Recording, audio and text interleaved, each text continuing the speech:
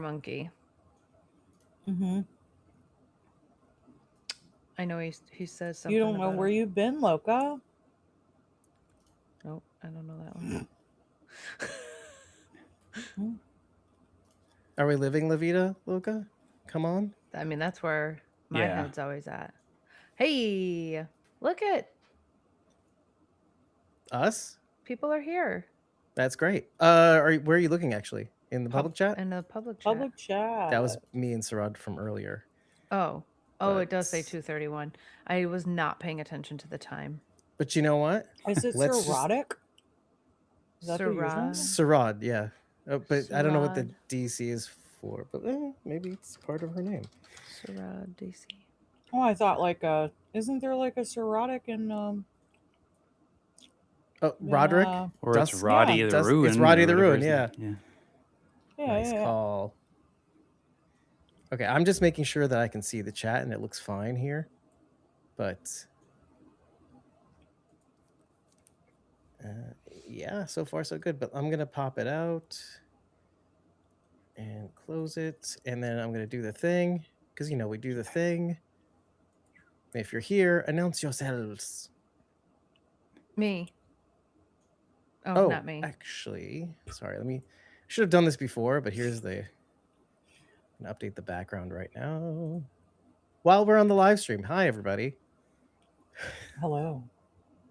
Hi there. Ew, David said something weird. What's new, dude? David always says gross things. He says weird stuff all the time.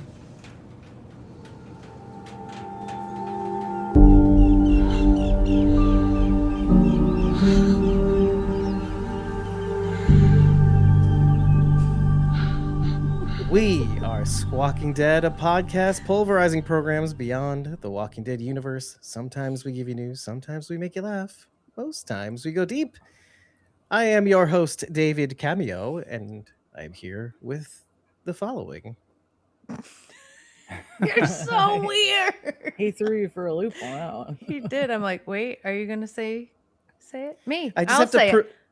I just have to prove that this is not a recording to Rachel. You? Yeah, do you remember? You're not a the last- recording. You're the last a few times I did robot. this. No. You're like, Hi. I thought it was pre-recorded. Hi, I'm here. No, that was like the first time. Calm down. Hi, like two. I'm here. Me. Who am I? I'm CosmoMom09. Hi. Hi. Dude, I can't handle the She's chat done right this now. in a while. Hi, Punky Brewster. You can find me at youtube.com/at Punky Brewster. It's PUNKYBRUISETER. And Jason, Neo's the one on all your favorite socials. They are my favorite socials, Jason. I hope they are. It looks like we have The chat Sarod is popping off right in now. the chat. Yes, know. indeed. First of all, Daryl I'm Seymour, happy.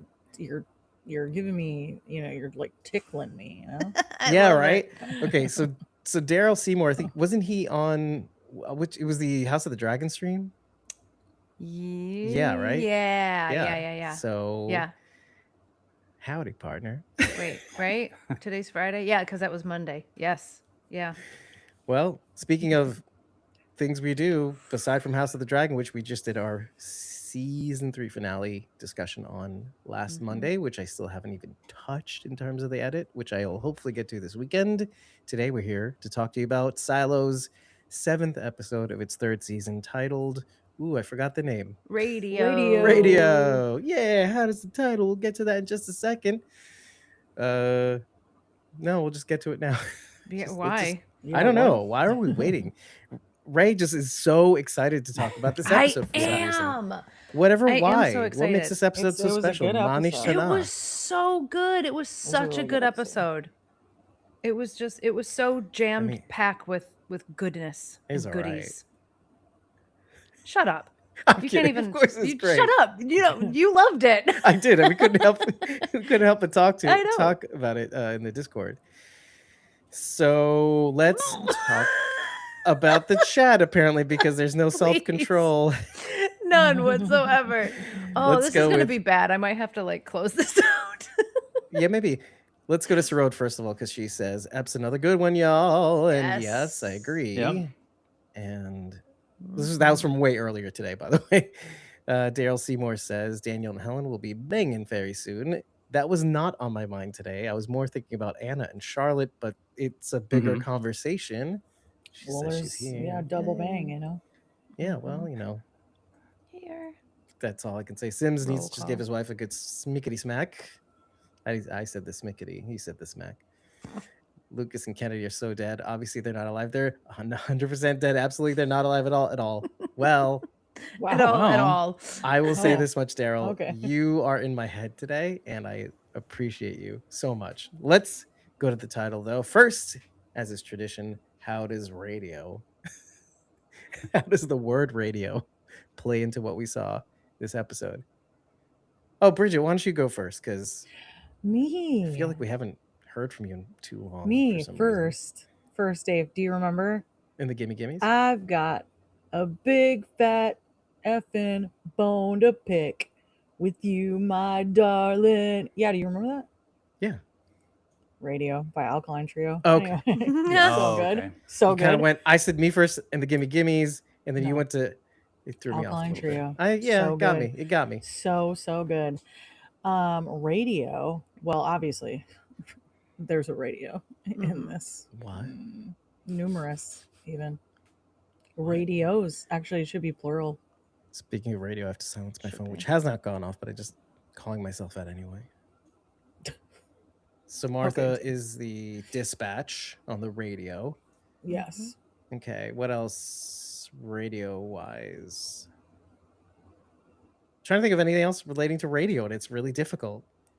Cellular technology. Yeah. Per Stenson was on his cell phone, which is based on a type of radio technology. Ew. I don't know why I'm using that voice. I don't know either. I mean, like, I kind of liked it. I don't know. Oh, thanks. Appreciate it. Rachel's like, what is happening between these two idiots? I don't know. I don't know. Anyway, all right. Well, if anybody in the audience has anything to say about radio outside of what we just saw, chime in, because I am lost for the first time since we've even started the segment. It's the thing. Besides, yeah, I don't know. Wavelengths. Mhm. Can't Eh. like, where can we go from here? Eh. I don't research these either before we get on. You think I usually have something in my pocket? The only thing that I can connect from the past and the present is when Charlotte and Anna, I don't know why I'm bringing this up, but Anna and Charlotte talk about, like, what are we going to see when we get there? And Anna goes, "You'd be terrible at magic. You'd be a magic terrible show." person at a magic show," which harkens to Miles talking about one of the folks who ended up in the mines, who was sent down because he did a magic trick. He made an egg disappear. Yeah. Which highlights a bigger portion of who ends up going down, I think. Do you want to talk about that first? Because I feel like there's not much meat on that bone anyway for this episode. Feels like that has spanned 2 episodes and not really revealed too much fruit. This Whenever quest for you Knox's say dad. that, whenever you say that, like, it's like you don't mean it though. You're like, there's not a lot of meat on that bone. And then he 3 talks about it hours for an later. hour. 3 hours later. Exactly. I don't know why he's Jamaican and Yeah. Irish. Slap in the bass, man. That's what that reminds me of. With me family. What is anyway? So you want to talk about the scene where the sheriff Yeah. or sheriffs Well, go to yeah. talk with Ed Harwood? Exactly. So Billings is talking to Harwood. He talks about the magician who goes down to the mines because of theoretical Theoretical relic. relics. violation. Yeah. Theoretical. Relic, right. Yeah, the way Mhm. that was phrased was so interesting. Instead What of a weird concept. like theoretical violation of the pact, it's theoretical relic. Ugh. Anyway, so what was his point, do you think? Because I know there's a broader point that Miles is making about what he is planning on doing. Apparently, though Knox's dad is a dirtbag, all his primary role, at least, was to get this drill to Miles, and then what all that Deegan Knox's dad wanted in return was to disappear. Is that the gist, generally speaking? I guess. Sounded like it Okay. on the surface. So then Miles is much more than he is. Much more assuming than he is unassuming. Meaning, there's much more to his shtick than he appears. Well, yeah, if you can make a whole person disappear in a silo, yeah, I think Well, so. that actually produces two questions, which I hope the audience has answers to, which I think a couple of them I've seen fly by. First one is, where is Knox's dad? What did his dad want? Mm-hmm. I mean, aside from disappearing, where did he want to go to? That's the question. Well, Tahiti. No, what was that? Do you remember in Agents of Shield? Tahiti. Yeah, Is that that- was No. Tahiti. I Is that think what it so. was? Okay, I tried to figure. I didn't know if it was that specifically. Nice job. Okay. wow, all nice. three of you watch that show? Yeah. Yeah. Okay. Nerds. Yeah. So Bunch of- good. I think you're the Surprisingly, odd it was person pretty out. good. Yeah. Yeah. I mean, there were some ups and downs. Let's be honest. The Inhumans thing was a little weird, but hey, it brought us the movies and some other shows. Anyway, let me go to the crowd while you think that through, because there is obviously the other question. You know, what's Miles's end game? So let's think of that and that. So, okay. So I love the season so much better than season 2. Daryl Seymour says, previous up, your father's dead. This episode, just kidding. Knox's dad might have been doing bad things for a good reason. That's what Ray said last week, actually. Yeah. And I said, It just seems to be a common theme. Yeah. Mm-hmm. Yeah, it is. Strata of bad and good that people will do to get at the truth or to Sure. save people. But whatever Knox's dad was getting into, this happened 2 years ago, right? Because Harwood said that he died 2 years died 2 ago. years So ago. obviously he's been missing for 2 years. So Yeah, they made him disappear 2 years ago. Yeah. So 2 years and no one has seen him. That seems hard to do in a silo. I could understand avoiding Knox, because it's big enough, but for no one to see him for 2 years, did he go to another silo? I felt like you were answering your own question there. It was like, I think we're all thinking the same thing, maybe. Like, at least the hunch that he may be in another silo. The only reason I don't like Maybe that, even though, Silo 1. Sorry. I don't know. Is it possible? Sure. But I don't like the idea of that, only because if Knox's dad went to a different silo, then other people have to be aware of it, right? In order to cover it up. Yeah. I don't like that either. And it seems They don't like need to be able to be going back and forth. Like, well, and it it should seems be like new stuff. And it seems like the other silos are not common knowledge. Like nobody knows. Everybody in silo 18 thinks they're the only one. Yeah. I guess Knox's So- dad found something out Right. somehow. So for other people Well, to if find he's- out, oh, hey, if- there's another silo, that would be pretty earth-shattering, I think. If he's dealing in relics, which is what it seemed like he was predominantly dealing in, then No. he may have uncovered something that led him to believe that there are additional silos. Maybe he has the ledger that they've chased for 300 years. The Yeah. spiral notepad, Yeah. other than the mission diary. Mhm. Yeah, Yeah. maybe he was part of the Flame Keepers. Yeah. Oh, okay. Mm, That could I be don't- something. maybe, but I feel like the Flame Keepers were highly regarded, right? Or- Not someone in the mines. I was gonna actually say this, but in a more Bridget will appreciate this way. They're like they're East Coast elitists. Sorry, what we're saying? No. They seem like hoity-toity, you know. It's kind of like upper crust hiding in plain sights, plain society, you know. Oh. Well, I don't know. I mean, I am kidding, but who knows? sure. I know Well, why we've I get that only known impression. them to be women so far. So in Well, my and mind, George. they're like, No, okay. George's mom, right? it Oh, was George's true. mom. I Yeah. guess he would have been the one though, Would wouldn't he? That's a great Well, I point. think they were disbanded by that point. So technically, like the Flame Keepers don't exist anymore. Right. right, because his But mom they passed. do. That's true. Well, the only Gloria's ones we the knew last about were one. females. Yeah. Oh, it was good to Gloria. see Gloria. She's looking It good. was. She does look yeah. good. She looks Yeah. real good. She Yeah, looks it's been good. a few years since we've seen her. Yeah. Not in the Yeah. silo time, but It's been 4 years. Mhm. Yeah. yeah, she Or hasn't been in more. since first season. Yeah, beginning of first Yeah. season. Yeah.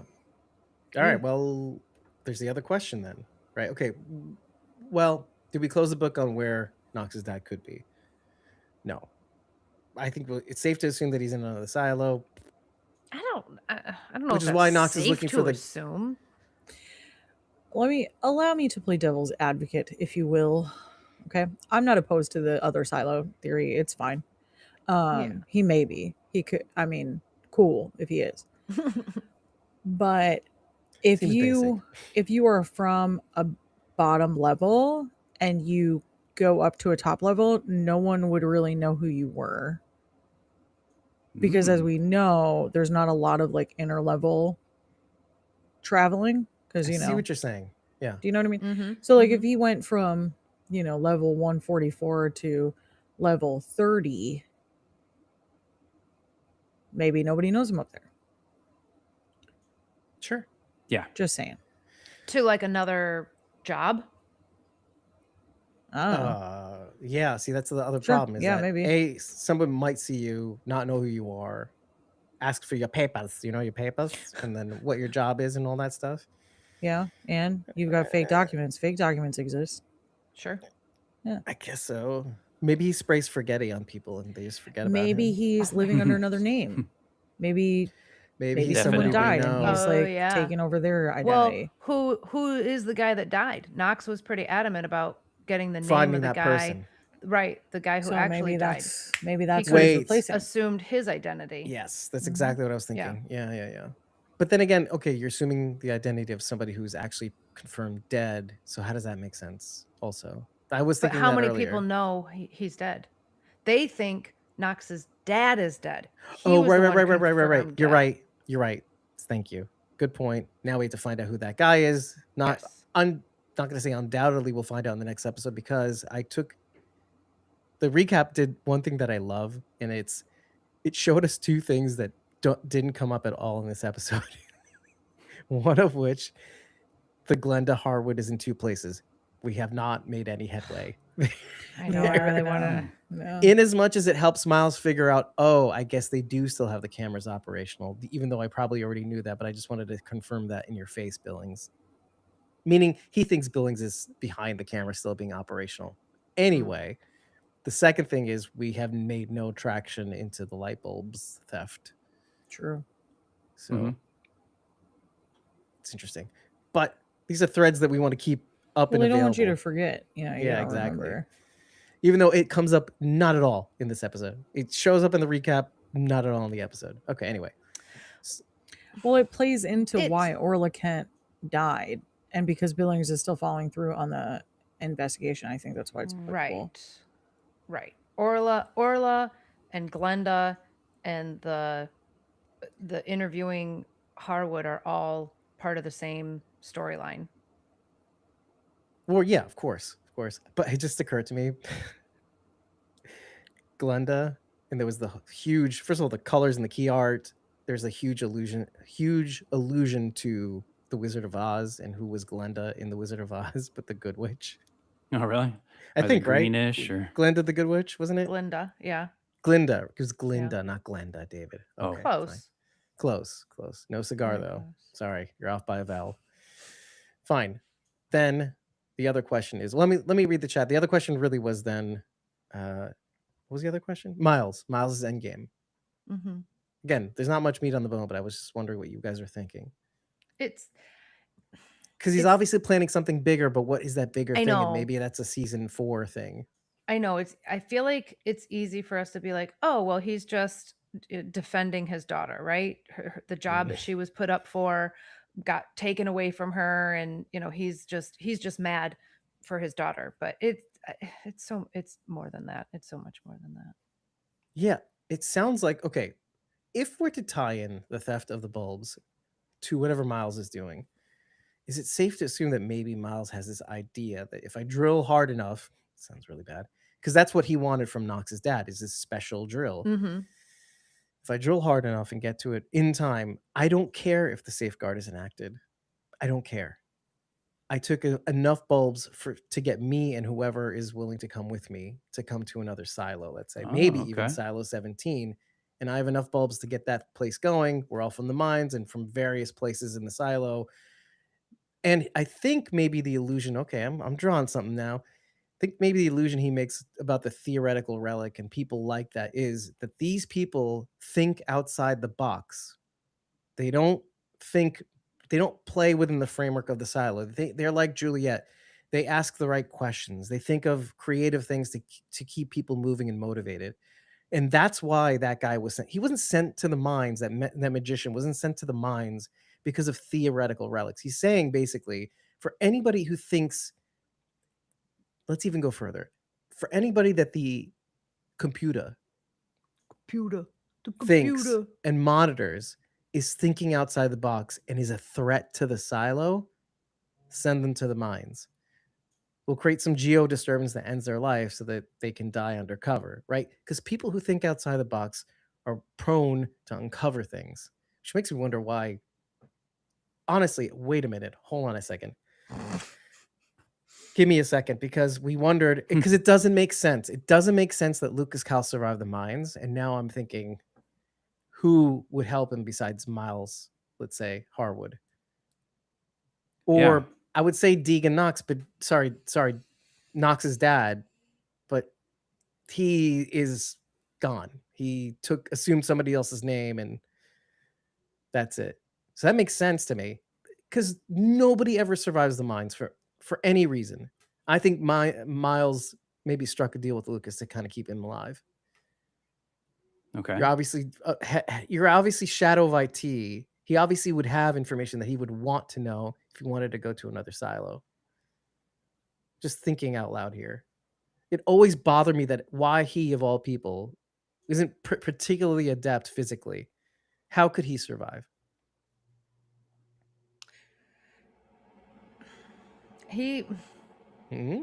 it could have been just as simple as sharing the information about the safeguard with Harwood, telling him that it existed. And so he figured out a way around it, Maybe.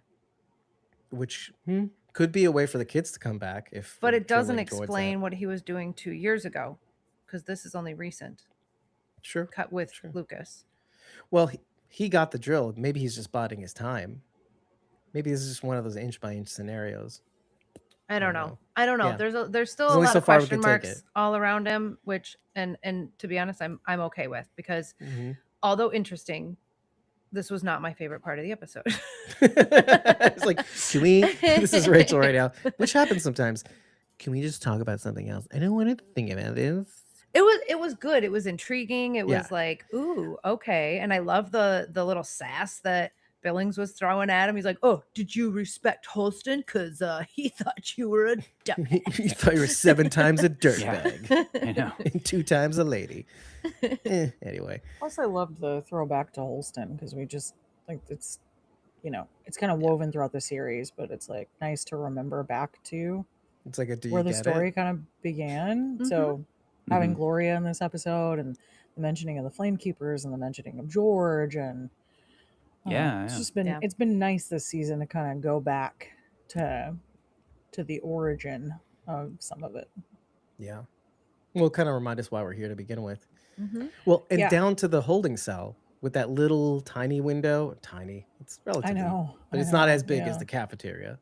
But knowing that that's kind of one of the first views that we see of the outside is through that holding cell where both Alice and Holston were sitting, pondering their impending cleaning. Well, and let me read some of the comments before we move on. We know all the silos are connected, Daryl Seymour says. Do we, though? I guess we have to assume. He definitely went to another silo, he says. If I was in the silo, I'd be sent to the mine straight away. Daryl, samesies. We'd be twinsies, Daryl. And as long as we don't have a whole season of Juliette in that silo, I'm good. I kind of agree. Don't you miss Solo now? Don't you miss Steve Zahn? Bridget wants you to be on her wavelength right now. She's like, stop being on Dave's wavelength. Be on I mine. miss Steve Zahn, Daryl. I do too. His voice alone sails 1,000 Yeah. ships. Let's see. Okay, let's move on to something else that you want to talk about, Ray. Where do we even Oh start? my gosh. I don't even know where to start. Honestly, there were so many good nuggets in this episode. I think first how excited I was at the end, right? Let's start at the end and Because you actually saw go the thing. backwards. Because they did the thing I said they were gonna do. They did the thing.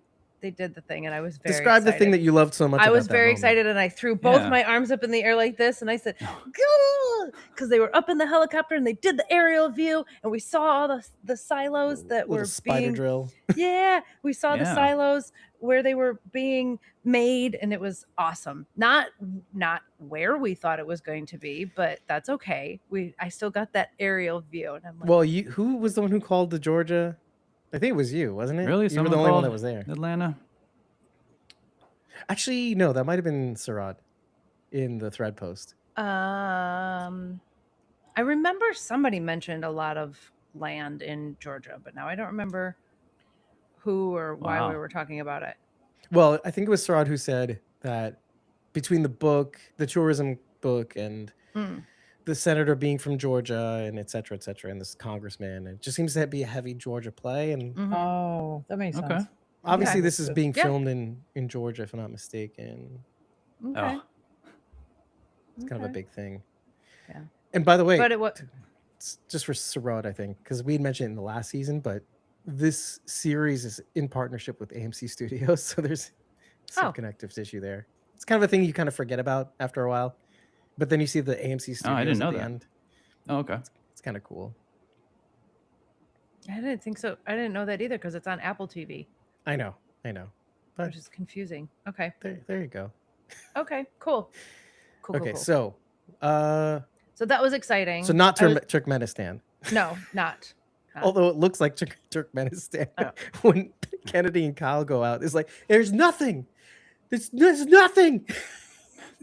He's like freaking out. It's I like know. this He isn't is. at all. I thought I was gonna laugh in your faces when I finally saw the beautiful scenery and the obviously AI birds flying in the same direction. Well, Anyway. he just knows now he's locked into like having to go to Silo 17, which wasn't part of his plan. He's like, Right. I'll get Lucas there, but then I'm done. I'm gonna go off and live my own life, and now he doesn't have that as an option. So your whole planned future has been stolen from you pretty Mhm. rapidly. Yeah, everything you thought was real was his. Well, because also you it's like the the fallacy of sunk costs in a way. You bet his whole worldview Well, on him being like, right. He is correct. Bigfoot? He saw the video. Oh, shut up about Bigfoot, Dave. He saw the video, and Juliet's telling you the video is not real, but she can't remember anything. So Mm. you kind of take it with a grain of salt. Like, okay, Looney Tunes, sure. Well, let's just say these two things before we move on. Solo was so low. Daryl, Daryl Seymour says. tisk. Well, it gets worse. A big drill, that was big. That was a big penetration. And you know what? Is this Tom in disguise? This is a compliment, Daryl, I think. Big drill means big. That's like an advertisement. Big. See, Daniel King knows what we're talking about. Anyway, Yeah. so Hello, Jason just goes, yeah, obviously. I really I didn't loved. get it. Sorry. I really loved that the drills. the crazy rich dude is one that it's Colin Hanks. Been a while, Yes. Colin Hanks. Haven't seen you in a while. Yeah, I finally met him. Haven't seen you in a while. So that was exciting. I can't tell. It's like somehow he looks less and less like his dad and more like his dad simultaneously. It's very weird. But I was excited to get a bigger. He's not even really that big of an actor, I guess. He's a big actor in my house. You know what I mean? He's a big actor to me. No, Colin? I I kinda- was He's so Colin stoked. Hanks. I mean, So stoked to see Colin. he's not Tom Hanks. He's just a nepo baby. he has his own. but he's carved so his own good. path. He is a He was how do great in we- Orange County. he is a deserving. Wasn't it with Steve Zahn, by the way? He is a deserving Nepo baby. He does not. He is. I thought it was Jack Black, but maybe it is Steve Zahn. Jack Black and Steve Zahn, I think. Maybe. What? Orange County. It's dumb. I don't know bought what it that is. once. It's dumb. It's so good. What are you talking about? It's not dumb. It's an awesome Sorry. movie. It's okay. It's a great early 2000s movie. Great. It's I don't stretching think I it. saw that one. Anyway, sorry, Ray. It's good. Something It's- smart, actually. You said you were saying how Colin Hanks carved his own path, and Well, yeah. You know, sometimes All right. sometimes Nepo babies come up and you're like, oh, why are you famous? This is All right. awful. Name someone else who's been in it. But I don't know, Colin but Hanks is he great. won an awards for something, right? Colin Hanks? Yeah. Yeah. He's been in a ton of stuff. No, Anyone- not with your phone.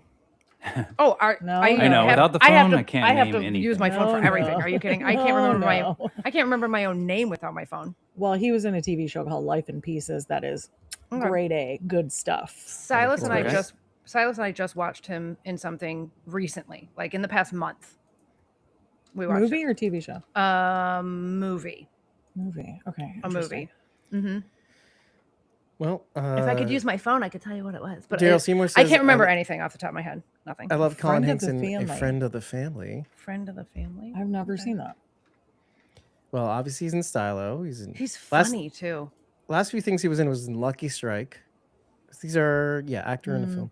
Nuremberg, Nobody 2. Oh, that's Oh, that's a that's series what it that was. That's what I've you're wanted watching. to That's what we see. just watched. Was Nobody Too. Yep. And Mrs. Orion in the Dark, a friend of the family miniseries. Mm. Oh, was it The miniseries? Offer. Oh, that's another one that I wanted to see. Talking Tom and Friends. Anyway, I like Colin Hanks. Yeah. Me He's too. not like having Harrison Ford in something. You know what I mean? Yeah. No, It's yeah, not of the course. same. It's not the same. So when I said big actor, he's like a mid. I think you meant He's well known and affordable. Yes, yes, yeah. There you go. There you he's go. well That's a known good way to and put it. affordable. That's a good way to put it. Anyway, I was really excited that it was him. I loved his interactions. What a crazy character to get to play. So fun. Because right? you Just to do be, like, get the out sense of- that he's the out Elon of this Musk world. character, right? Oh, Is for that- He is, but sure. like Is that in, where we're like, going with? in such a Yes. like fun way. Like It's just right down the Right? middle. just such a fun Effing way. billionaires. Yeah, they ruin everything.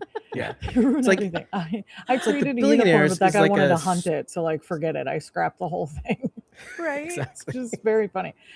What I didn't love about him, because like I don't think he's not really a good guy. He's more like probably somewhere in the middle, you know. He's Kinda the like one chaotic saving the neutral. world, Bridget. Here's why he's not a good guy, Dave. You bought all that acreage from Georgia farmers. You gave them generational wealth. Yeah. Yeah. How and many generations are they Where's going the to get? bad Yeah. part? Where's the Yeah, bad part? You know that the world's ending. Yeah. Yeah. So how many generations is that money really going to benefit? You know that your money is not going to be worth anything. Oh, that's a very good point, shortly, yeah. which is why you're willing to For spend it. 42 families. yeah. What if they're in the That's why you're South? willing to tell people, "I'll give you $1 million if you sign this NDA." Look, he'll get 5 years. They'll get 5 years worth of money. I'm also curious the to know if money. he's charging people to live in the silos. Do you have to pay for your way to get in there? That is, I don't think he's. See, if I he don't doesn't know. care about currency, I don't think he's going to care about payment. Because what are you going to No. spend it on? No, Well, it would you'd make have to more bring sense. Goods. It'd be Yeah. like a barter system Yes, it would make more Oh. sense that you stock the or silos skills. with yep, I was just going to say with the right kind of people, right? People with skills, people who contribute, team player people, you know what I mean? If you're living Team someplace player where, people. well, you don't want people killing each other. Oh, I see So what they you're need to saying. like get I along. didn't understand what you're saying. Like, what does that mean? Like Like I don't- sports? No, I don't know. What's You the know. what's the word? No, Cooperative. you're right. Cooperative You're right. people. You were correct. People you who were are correct. yes men. No, Yeah. not even yes men, because you want. Well, I guess not Maybe in you this case. would. You don't Not want magicians, idea. obviously. Yeah, you don't want idea people. Yeah. Well, Yeah. Surratt says I'm, he's definitely not a good guy. no, I know. I'm waiting for that other Why are shoe you to assuming drop. that? You know, everybody has assumptions. Meanwhile, he's saving the world. Guys, he's saving. Guys, he's saving the world. I don't know. Ew, I'm waiting David. for that hook. I'm waiting for there to be a some Yeah, well, kind of catch. I think the hook is He's the a nice silos. bad guy. I think yeah, the hook exactly. is what we're seeing now. think that's the Is that and that's just the weird? best we can do. Yeah, Yeah. the hook is what brings you back, Maybe. I'm reminded of Paradise, Tempted to break into right, song. David? Yes. Yeah. Well, A lot of Paradise vibes. Yeah. see, Paradise is like is a kind of a much worse case scenario because it's one silo and not even one. It's like a tenth of a silo. I No, think it's like no, 1,000 I'm saying people. I'm saying like reason. So she had the means to build all this stuff and she did it with good intention, you know. Mhm. So he could be doing the same thing. I'm able to do this, so I will. Yeah. That's really. I think that's really the crux That's of it. really and, all I was saying, I guess. Well, and Surratt says, I don't think he's saving the world out of the goodness of his heart. Is there a badness to like what would the bad see? I want to know what the bad would be. So I would also question, And Daryl says he's a nice bad guy. what do you how do you define saving the world? Because right now what I see is they're saving people, but as far as we can tell, the world up above is still pretty, nobody saved that. Yeah, but we Unless- are the world. Oh no. But She we're went full- underground. What's happening to me? I don't know. She's picking out songs and making them to the things she says. We are What's the world. happening? The hook brings you back. Come on, don't think I Yeah. forgot already. I know. So I don't know. My gut says that you know how we kept saying episode after episode, oh, this is really the present. Is it even possible that there are people up there that have been living life or a form of it outside the silos? And obviously there's a blast radius of some kind around the silos. Maybe this is one of those things where, because we know that nanites exist, right? What if the people, this is going to sound nuts. No, if you're thinking what I'm thinking, keep going. You might be saying what I'm thinking. As nuts and controlled as the silos are, it may be more possible that what's going on the surface, outside or whatever, however far away from these silos, that people are actually existing all this while, that the AI or the nanites and the social media and all that stuff, because of the manipulation tactics and not knowing what's real, and there's the idea we just got out of COVID and all that stuff. When the series came out, it was 2022 originally. There's this idea that, well, who has more freedom? The people in the silos or the people who are out on the surface? If their lives are basically, nobody knows up from down on the surface, let's say, because of technology, not being able to trust technology, or there's augmented reality where the technology shows you a version of reality, but it's not really reality. There's that. So is it even possible that maybe at the very least the silos are mirroring some form of freedom, whereas on the surface it's somewhat the same, but it's different?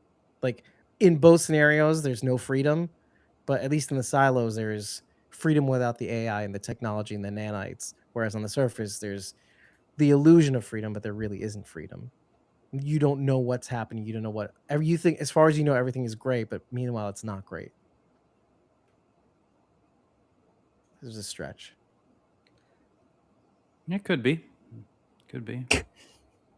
Jason's very nice. I'll give him that. I like Jason. It's a possibility. half of what you said. Just half. Okay. Yeah. Yes. Which half? Yeah, I don't know. That really got to me. Really got to me. Yeah, it could be. David just talked for 3 hours and Jason I just goes, wanted to say "Yeah." something. Yeah. Not even 3 minutes. All right, let me go to Daryl. Obviously, Daryl has something to say. Daryl's got stuff to say. Yeah. Yeah. If they are the ones who to destroy the world, then they're the bad guys. True. Yes. I guess. Kind of what I was like Fallout hinting situation. at. Yeah. Unless before- destroying the world is a necessary evil, like Knox's dad's drill. Anyway, there could be burn people it all surviving down away. just to rebuild it. Yeah. Well, yeah. Yeah. Is the general idea. There could be Mhm. people surviving away from the silos. It's also That is kind that's kind of what I'm saying. Yeah, but you You said so much more than just It was- that. It's more that life It was went a on. lot. It was a lot, These David. people are being siloed from the rest of society because the rest of society is about to undergo, well, what I said Or in already has. the singularity is what I said in the initial episode. Sure. I'm just agreeing with the part about maybe besides this, what did he say? 300,000 acres? I have it written down. It's 400 square miles. 400 square miles, 400 300,000 acres, I think. Yeah. Okay. Besides the area where the silos exist, outside of that, life God may knows what's be going on out there. yeah, life may be continuing on. Just and fine. They have no idea that these silos exist, and everybody in the silos has no idea the rest of the world is just carrying on. Right. Plus or minus the crazy AI singularity, whatever David just said. Sure. Right. We Sure. don't know what the condition of life, what that life looks like, but we keep thinking, or maybe we're designed to think that the silos suck, and we should get out. We should get to the surface. Meanwhile, you think that's bad. Life did carry on outside the silos, but it's way worse. Their illusion of freedom is way worse than their illusion of freedom in the Sure. silos. Sure, it's possible. Yeah. Because it's hard to think that this is the only place in the entire world that these exist. And if they are, what does the rest of the world even look like right now? Right, Mhm. right. It's probably way, way worse. Right. It's not like follow per se. don't know. It's more like life really did just move on. It just doesn't look like our world today, and it doesn't have to look like a nuclear hellscape, as far as we know. Or it does. We don't know. Right. Maybe the Let me entire put it this way. surface of the earth is just dead and leveled. Well, I do want to go back just to the one statement, and this is what really lit me up, is that when Miles said the thing about the magician, it told me a lot more about how the silo operates than it's that little suspicion that you think in the back of your head, oh, really, the silo is really just breeding a submissive population because they can't take care of themselves. We need to farm these people. We need to breed these people like an ant farm, basically. You do manual population control. Don't feed them too much. Don't feed them too little. There's a sort of, as long as one doesn't get a bad idea, you don't have to neutralize that one. But as soon as they start asking questions, like breaking out of the ant farm, that's when because you pair that with what the computer says about there's no evading the safeguard. There's always a contingency. Meaning you try to leave, we'll get you. We'll get you. So you get screwed on the inside, you get screwed on the outside. There's no way out. It tells us a lot of things that we had suspected throughout the years, throughout the seasons. Why things are like this. And why certain people have to go, too. Yeah. Yeah, but I don't really care about any of that. It's not fun to think about that. No. Let's not. think about other things. Well, it Yeah. helps form some of our predictions. That's all I'm saying. Okay. How far this is going to go. Boring. Yeah. Let's go back to the beginning real quick because I want to know if I'm right. So the original plan is for Lucas and Kennedy to go out at dawn. And then Juliette has a conversation with Robert and he's like, oh, I'm being followed. Eek. And then all of a sudden Juliette's like, nope, we got to go now. Yeah, why did they move it up? Why did they? Is it just because Robert was under surveillance? Why did they need to move it up? I think she was fearful that Camille would do something to stop it or interfere in some way that would cause them to die. Okay. I didn't know if I missed something between I know, her conversation with Robert and her being like, nope, we got to go now. Well, I mean, okay. So the meeting with Robert, is Robert just saying, hey, I can't meet up with anymore. I'm being followed, etc. Meaning there's heat on them. And I think she even mentions the Forghetti has already been released into the water. Yes. So now she knows for sure. And he tells her that, yeah. Which means they're on a clock. Which means the sooner we get the kids and figure out the safeguard, the less trouble we'll be in. Although, how does that help? I guess maybe it's one problem at a time. basically make it so that they can stop the safeguard, and then also make it so that they can break into water filtration so they can filter out the vitamin D plus. We're calling that now. We'll save the special term for Forghetti Spaghetti. Does that make sense so far, though? And then this is further compounded later on in the episode when they bring down the mission diary. Why it's so important to have to make some dire decisions, because even Salvador Quinn knew, he was a smart guy, better to have 2,000 dead than 10,000 dead. And Juliette's decision is almost minor in comparison. Better to have 1,000 dead than 2,000 dead. Either way, it's pretty bad, but you have to choose the less sucky version of. So that's why she goes out really quickly. Like, the sooner we get this done, and maybe catching even Camille on a downswing where she's just taking a nap on a couch, which happens to be the case. Mm-hmm. She wakes up because the server room is a vibrating server room key. So yeah, it's like vibrating like a cell phone from the early 2000s. Like a beeper. Mm-hmm.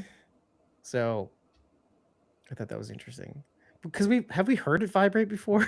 Yeah, we have. Okay. Yeah. Mm-hmm. Yeah. It's just, I think maybe it was never left on a table before and it did that annoying. No, it was. It was Okay. like for end of first season, because Okay. Bernard's. That was a long time ago. Yeah. It was. It was 4 years ago. I hate everything. Anyway. All right. Any other questions regarding the beginning? Because was that your only question, Rachel? Just why I wanted to see if everybody agreed that's why they kind of moved up the timetable for that. Yeah. Mm-hmm. Forghetti Spaghetti. Yeah, I enjoyed the conversation. So after they go out and they hear the gunshots from the drone. Yeah, Oh, we all You're understood. buzzing. What is the buzzing? It's a We all drone. understood the assignment. They don't know what that Drones means. or They don't know the what that is. nanites? Is it They don't know. aliens? Yeah, Is they it- don't know what drones It's are. drones, Right. and they're armed drones too. Right? Yeah. Yeah, they're drones with Or little machine are the guns people on on the outside took out the drones with their guns? So I had thought about that as well. Yeah. How the drones are maybe a smoke screen and it's literally just people walking into the field to take them out. But then, okay, the fact that they survived, which is another questionable thing. It happens to be, calls him Calso is the call sign. It's Patrick Kennedy who chimes in. Mhm. Yeah. We don't hear from Lucas Kyle. The Right. kibosh is put near the end of the episode because it feels like the episode ends pretty abruptly, too. Yeah. We find out that they're there, and then Julia is about to continue the conversation with Patrick Kennedy, but it switches over to The Sims right away at the end. Mhm. And then it switches over to the past right away, right at that scene with the nurse and everything. And then we see the silo digging, and then it ends. It ends so quickly. Pretty much. Hold on. You that was a whole lot. You just That's what I'm we saying. just That's went what on the a whole- episode did. Well, no, you just took us on a whole ride, but I need to go back to the first thing you said. Yeah.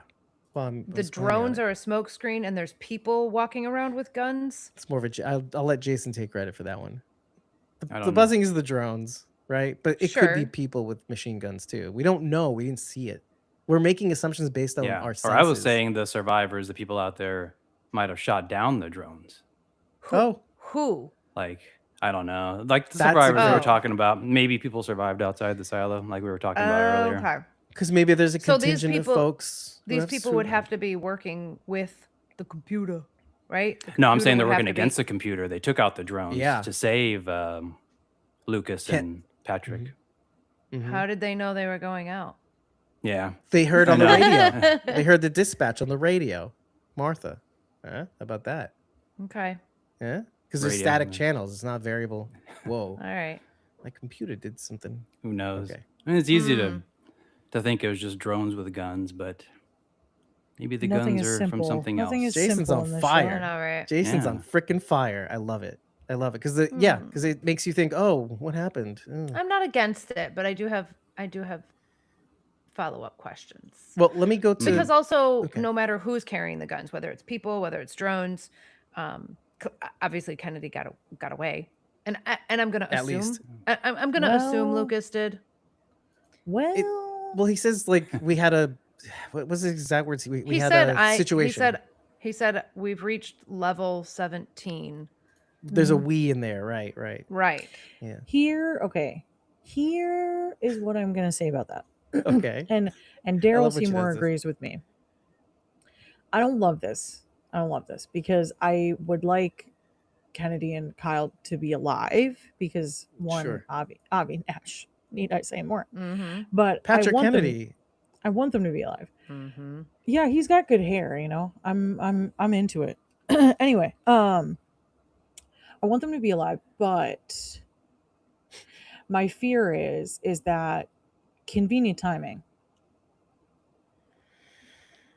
Very convenient timing.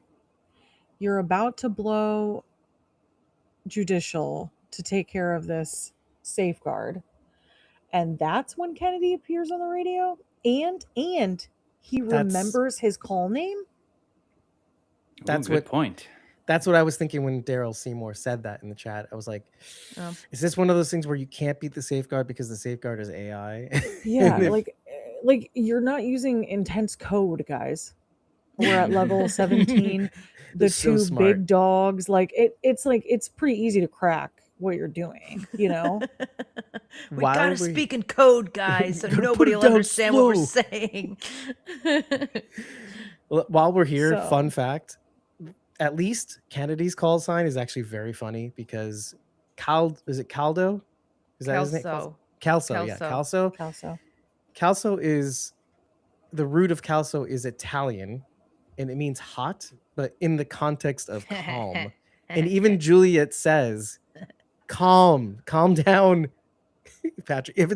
You don't need to remember S. You just have to get Kyle into the other studio. So he's like, calm, calm, because he's the opposite of calm. So it's Yeah. clever. It's very clever. Tongue Okay. in cheek for those who know.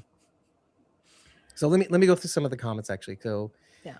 in response to the Silo populace, Daryl Seymour says Silo wants, and if I knew not to drink the water, I'd probably have a moment where I wasn't thinking and drank the water like somebody we know, which 100% by the Almost way. did. Yeah.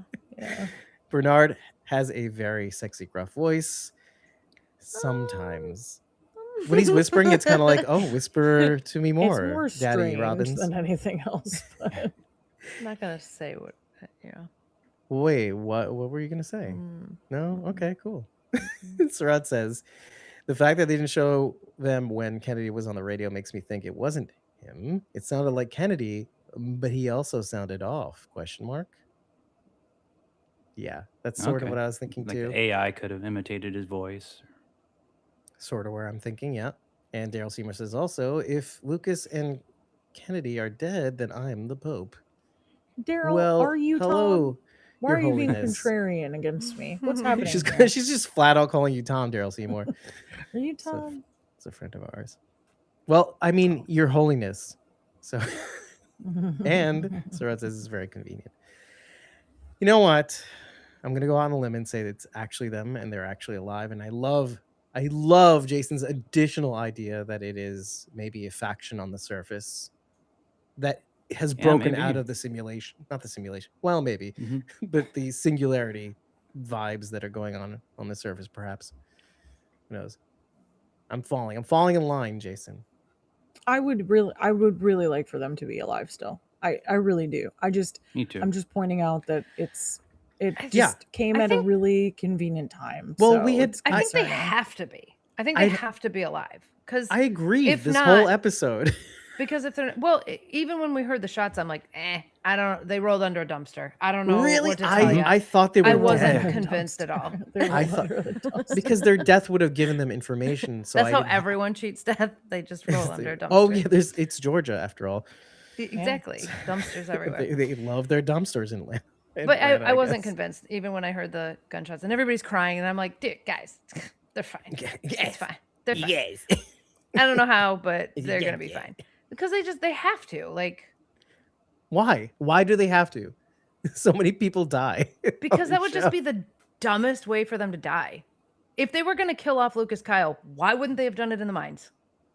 That's sort of what I was saying earlier. Right. So the fact that this character is still hanging around and now he has this new plot We have to see it through. We have to Maybe- see the storyline through. Maybe we went too far. Maybe the people that actually saved Kyle and Kennedy have to do with Miles in some fact, or like Knox's dad. And when we were assuming that Knox's dad took the real dead man's identity, but maybe. So, Well, it okay, turns out so it's like super easy to sneak people out of the silo at night. So we also know, we heard at the beginning of this season that there are, I don't know, rules on how far they can dig out. 200 feet. But no, Was it feet? but there's no limit to how far they can dig up. I don't know. Yeah, up, down, and around. Yep. Up, down, and around. So what if 2 years ago, Miles started digging up?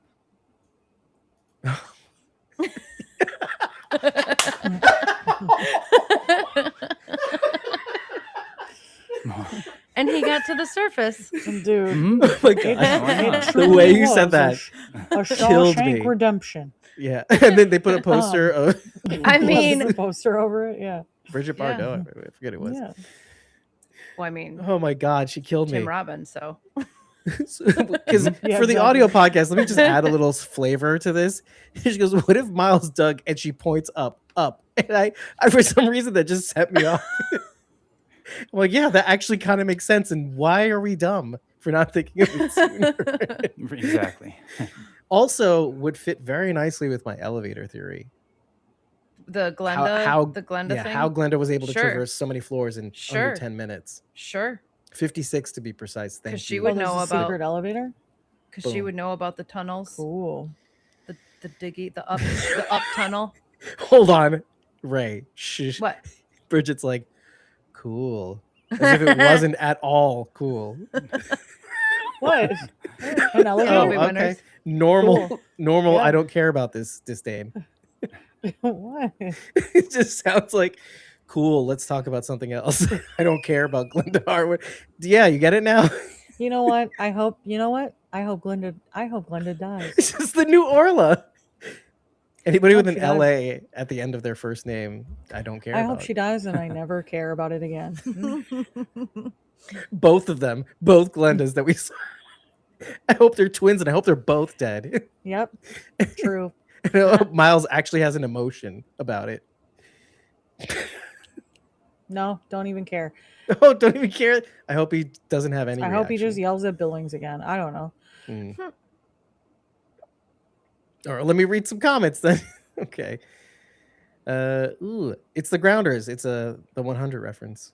I do love the 100. I do Daryl, too. don't come Great. back and say you hate the 100 now because I said that. Okay. Well, they don't know Don't that they do that were to me. shot, quote unquote, off screen. I get it. Yeah, sure. We had a little situation up there, is what he kind of said. I'm happy leaving it there because I like that there's some interesting possibilities to how they made it, quote unquote. Maybe question mark. I know I'm announcing my. They used corpses as shields. Yeah, I there's don't- plenty of I those think- out there. Yeah, I think There were even a you lot of know that There were a that's lot not going to work. Dave, there were so many. So you'd have to have like at least 5 in front of you to maybe stop so a they bullet. dug under the corpses. Oh, like Miles There you dug up. Yeah, I Yeah. see. There you go. They Kill dug me. down. Kill me. Okay. All right. Well, Jason, I am very curious about where you want to go next. Or by the way, in the chat, you can tell us what you want to talk about next too. Yeah, you Don't can. all of you say it at once. I definitely know where I want to go next. It's a small thing I want to kind of throw. I like throwing things away so we can dig on bigger points. Then don't ask Jason and then immediately be like, I know where I want to go next. Right? Don't do that to him. Well, I Come want on. to see if we go to the same places. All right, Jason, what are we talking Oh, about? okay. We're in let's- such a wavelength today. Trying to look at my Let's- notes. Let's see what Jason wants to talk about, huh? Yeah, what Well, do I let- want to talk about? Let me just say this then, because Bellark was my life on the West. He's a big fan. Oh my goodness. Bellamy and Was that? was it Clark. Clark. Yeah, Yeah. Oh, really? They did that. I And didn't also I finish the 100. because I like. I Sims. loved Jasper so much. Oh, I also love Jasper. playing this. You have a thing for Glens. We've established this. Well- Anyone I like on a show dies. It's it's hard to establish a pattern. You know what I mean? And I don't even do it on purpose. I pick characters I like right at the beginning, and then they die. It's like Can't help new it. TV does this though. Yeah. You like somebody? Well, we're gonna kill him later. I honestly hated Clark. Like Lucas Hated Kyle. I Clark. totally expected Lucas Kyle to bite it because of that. Because of what you're talking about. Yeah. It would make complete sense. First of all, the will they, won't they? No. Kill him now. Second, it's in purpose of information. Well, we just found something out. That's where I based off my like how I didn't really even think twice about them being killed. It's like, oh, they died for the purpose of me finding out that the safeguard can't be evaded, let's say, for example, or something bigger. Who? Kennedy and Kyle. Camille found that out. No one else did. We did. We're important. Well, that's the AI. I'm not AI. I don't believe the computer when it says, That's "Oh, you're not getting out of this one." Oh, of course a computer's going to tell you that. that is well. See, that's new information, Ray. That's a good take to have because I didn't think of that. Maybe I did. I just didn't say it. I don't know. I could read my notes. Well, where do you want to go next, Jay? I liked a couple things about the intro scene. The It's title crazy. sequence? It took 17 or so minutes for us to get that title sequence, which might be the longest, you think? 17. Did you say 17 minutes? Yeah, I looked at the. Oh. It was 17 something. Why? What does that mean? I don't Silo get it. The 17. silo. Oh yeah, That's interesting. that is. Really Was it cool. on the money? 17? Yeah, or it might have been a little bit after I 17, think but it was 17 and some something. change. Yeah, you noticed it too. Yeah, I just Yeah, felt like it yeah, was 'cause taking I was forever like- for it to I come was like, on. man, Yeah. that took a really long time to come on. I know Did when you it came know- on, I was like, "Whoa, we're still at the beginning." I feel like I've been watching this an hour already. Did you know that this was going to be a good pull, Jason? Because that's a good pull. I didn't think No. of that, actually. It was the second thing I wanted to talk about was the tone at the end. It's back to normal. It's not, that thing at the Oh. very dun, like When in they're this whole season, it's been higher. It's been like Right. a higher Well, the tone. normal one in the scene, let's say, right? And Is that then what you're saying? now this episode is back to the way it was in season 1 and 2, the low tone. Wait, are you saying in the title sequence? At the very end of Okay. the The credits, score, you mean, like the score. normal- Yeah. Okay. It just ends on that dun. In this whole season, it's been like a dun. It's been higher. Well, they were doing something similar as Kennedy and Kyle were going over the hill too. They were kind of playing with the theme music too. From what's his name? Oh, during it? Okay. I yeah, skipped it. Sorry. I still skipped it. But Well, yeah, we did. I did too. you get that tone at the very end, which we talked about earlier in the season, how they changed it for some reason. Yeah, in the title sequence. Sounds yeah. like But I think AI the overall. manipulated or higher. Oh yeah. It sounds mechanical or like Yeah. mechanized or computerized. But I think the overall score hasn't changed. It's just the title sequence for some reason. They want you to No, kind of bait yeah, and switch. Or maybe that's their way of saying, oh, this is our Forghetti Spaghetti title sequence. Oh, we're making. Yeah, you I think forget they're what it trying to say sounded like. something. Well, I think Putting it back to normal. the 17 minutes thing was more interesting to me because Yeah. does that maybe in like a sort of stealth way confirm that Kyle and Kennedy made it to 17? They're like, oh, they made it. Don't worry about it, guys. They're Hope not so. dead. Bridget's like, I don't care. Dave, Just like I don't really? care about Glenda. I don't care about Dave, Miles Harwood Come on, man. and It's elevators. Just, I don't care about elevators. This is like when the producers meet us and then they go like, "Yeah, you guys like come up with some really out there stuff." They're like, I don't "We had care, no Bridget. idea. We had no I don't idea care, it was Bridget. 17 minutes, but care, Bri- I cool, don't care, Bridget. good catch, guys." I don't mind being Yeah, humiliated by we a planned producer or that. director or EP. I don't mind. She's referring to our interview with Michael Satrazemis at the end of Fear the Walking Dead. Bridget, for some reason, this really rattled Bridget. Phil. Like, oh I my think God, am I Phil associated with losers? Oh my No, God. our interview with Phil went the same way, Dave. Like everyone So? related to the Wait, no, Walking Dead no. was You're like, saying "Oh, yes, yeah, and blah, blah." our interview with Phil went the same way. Not Yeah, or. I'm embarrassed. No, I'm not. I'm Yes, you not, are. Dave. Admit it. Losers, you guys watch, what was the show that you Agents What of is it? S.H.I.E.L.D.? Yeah, you guys are nerds. Big losers. Also stop pulverizing It's episodes a good show. beyond the Walking Dead universe. Stop doing that. please.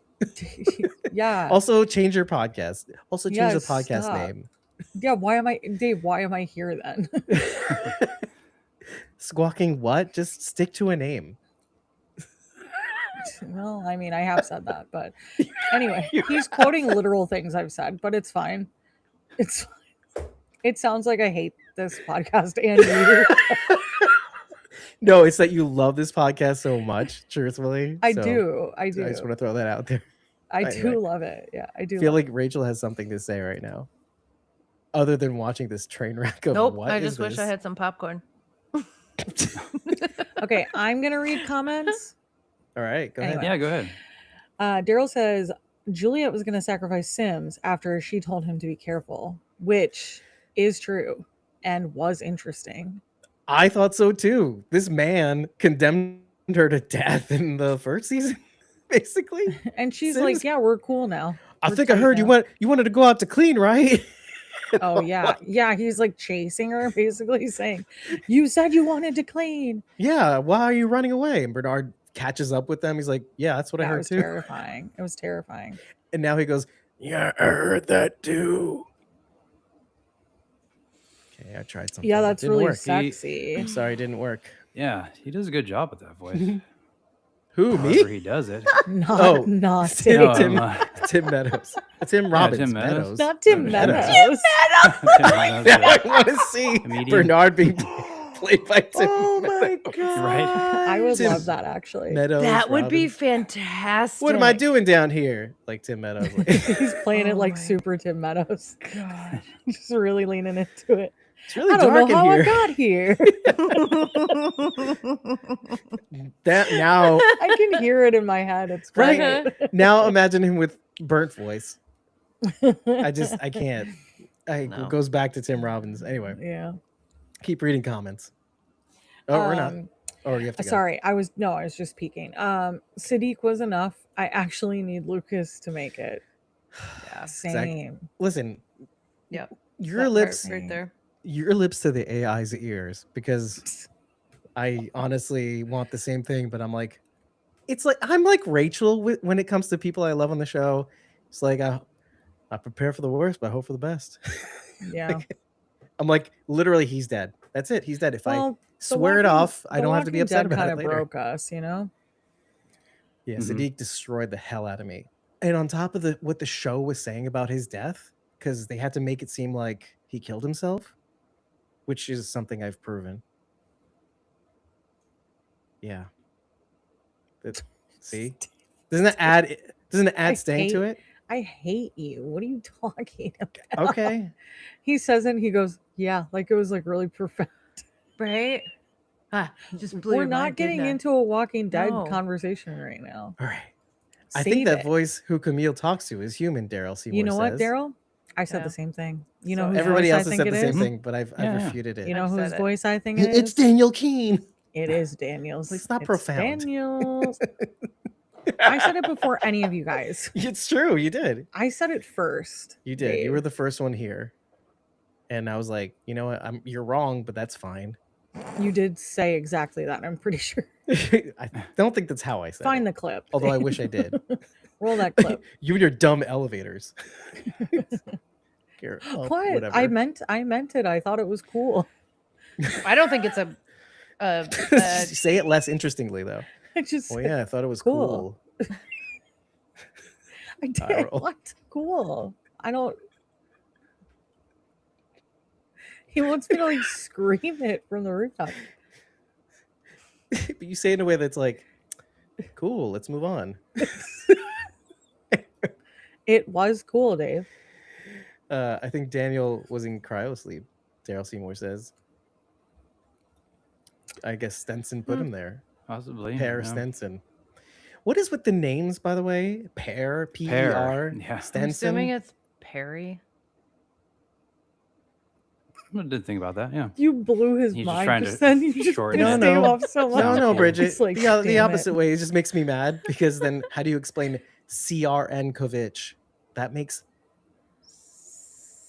zero sense. What? Cernkovich? His last name is spelled CRN, not CERN. Crnkovich. Maybe he's Polish, Okay. Dave. Yeah. Obviously from another country of origin. Everybody's making me mad today. I don't know why. These are simple explanations. Just think a little harder. I'm like laughing, but also mad. I don't know which one to express first. I love it because there's such a tongue-in-cheekness to it. Like, oh, this is gonna bother the problem solvers. What is that? Is it an anagram? What is that? Is that short for something? No, it's not short for something. It's a tongue-in-cheek thing that they're doing to piss me off for some reason. Pear, excuse me. Yeah, his name's probably Perry. That's a good call, Rachel.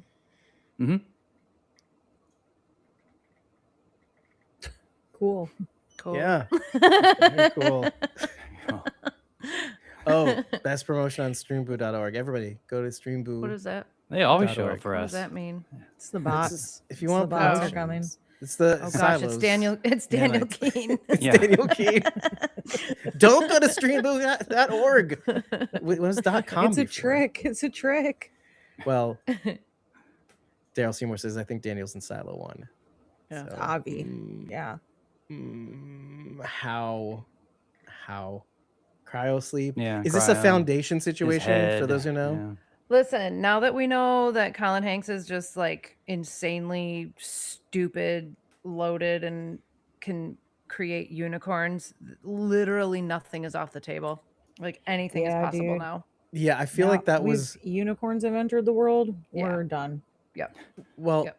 I don't think that's nothing, and I think this is bothering me because it kind of goes further into some of the comments we made in the last episode, which was okay. Let's refresh your memory. We had Rachel and I had said that what if every silo starts off with a clone copy of the first generation of people that go into the silo, so they can downstream monitor how each civilization fares depending on cultural Okay. restrictions and simulations. So That way it's like essentially, the most controlled too. If you're using the exact same people in every Genetic silo, material. then it's more controlled experiment. which is makes it his comment in this episode not an accident. It's kind of like, well, if we can, let's say, make clones of the original people that go into the silo and then stream wait. down the effects. Is Pear going to be the AI voice? And that's the joke, is that he's not actually a robot. Yeah. It didn't. I'd sound love that like him, more than a though. Daniel, though. It doesn't actually. sound like him, It doesn't. but It I'm going to throw that sounds- out there. I said it first. It doesn't sound like Daniel's voice, heard but you. it sounds like his cadence and like his Yeah, it does. monotone. Yeah. Yeah. But But like I the- said it first. I've doubled down now on two different ones. so it's not I'm Daniel, right either it's way. Pear now. I'm no, Cool. I'm right either way. That's cool. Let's move on. Well, I Cool. think it's an actual living human. I don't even think it's a computer at all. I think it's a computer. I have no reason to think otherwise. I Yeah, do. I'm just I do fighting because Bridget. I do because when Camille walked into that room and surprised the computer, it took a minute to respond. Yeah, because it was in the So I think- bathroom. Computers Yeah, go to the because it's a bathroom. real Mhm. person. Computers yeah, that don't was go to the that bath- was it was- crazy. That It was crazy. dumping memory. No, it was a person scrambling to get back to their seat with the microphone to. They have a Respond toilet to her. seat. We know computers use the bathroom because I assume Dave does. Hmm.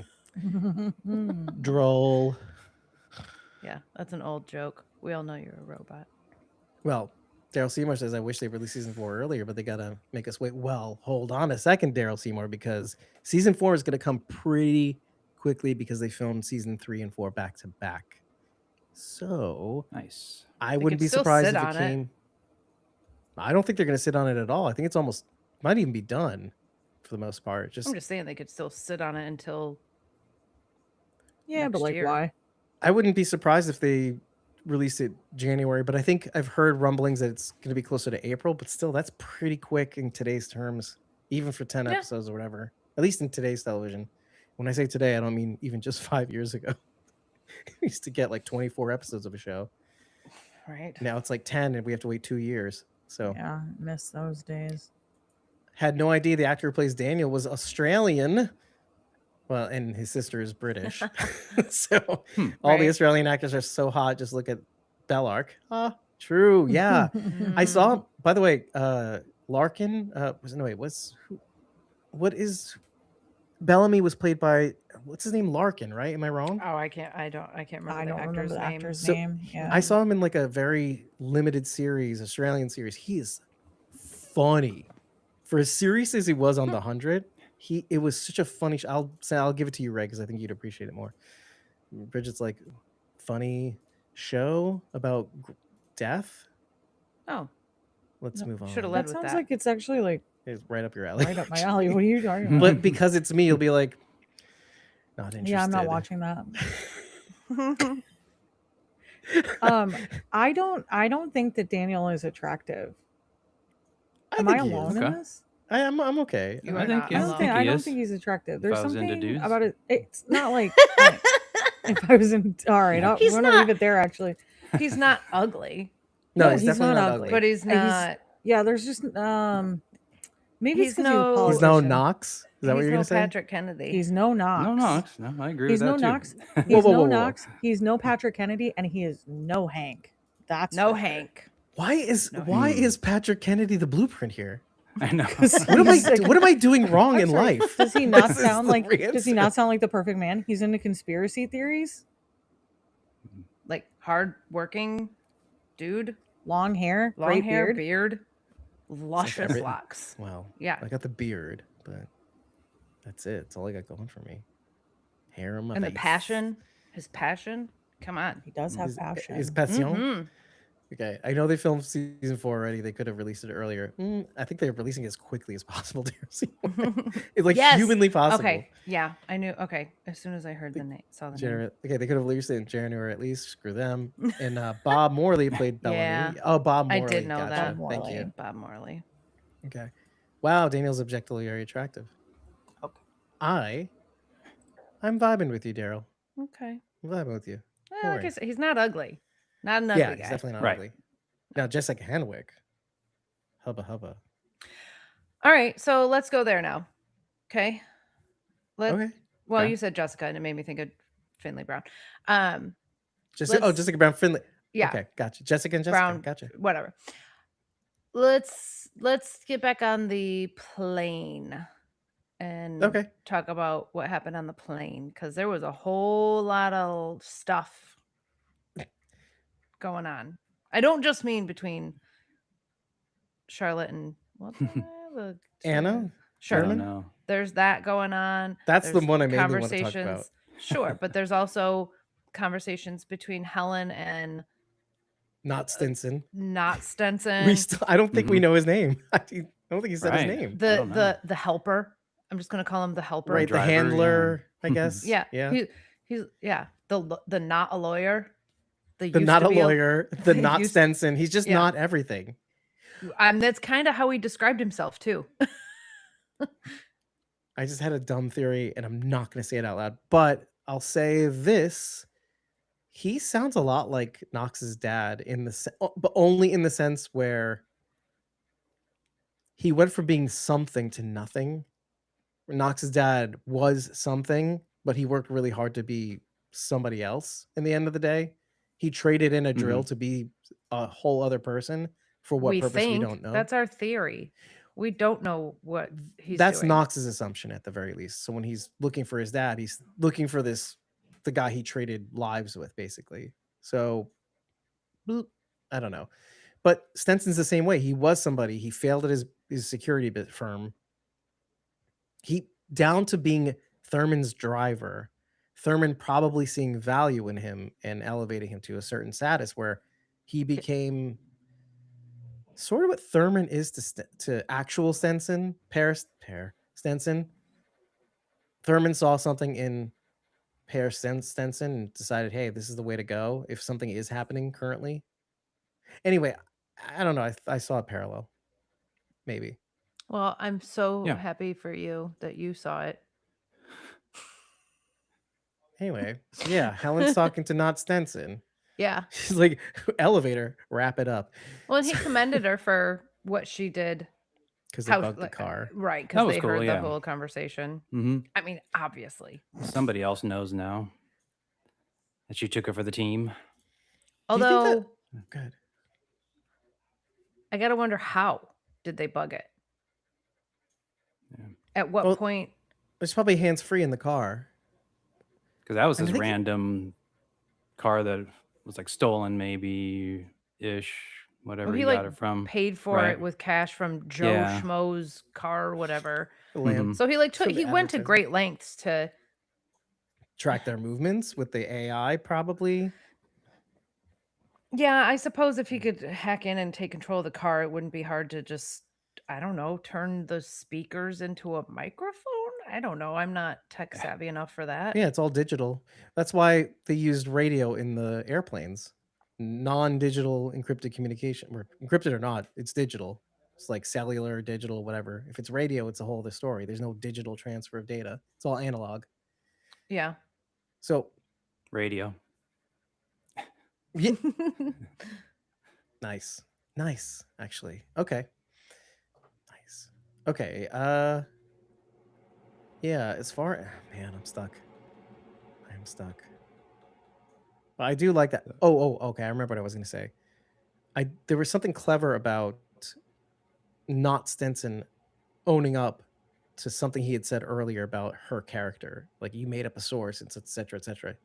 It sounded like when he first met her and was talking to Daniel and her the first time, he was basically saying to Daniel, "Do you hear about this lady? This lady made up a source to incriminate a senator, blah, blah, blah." Like, as if he didn't know the truth. And then when he found out the truth in the car, he kind of went back to her and said, kudos to you, because we didn't know that, basically, is what I took from that conversation.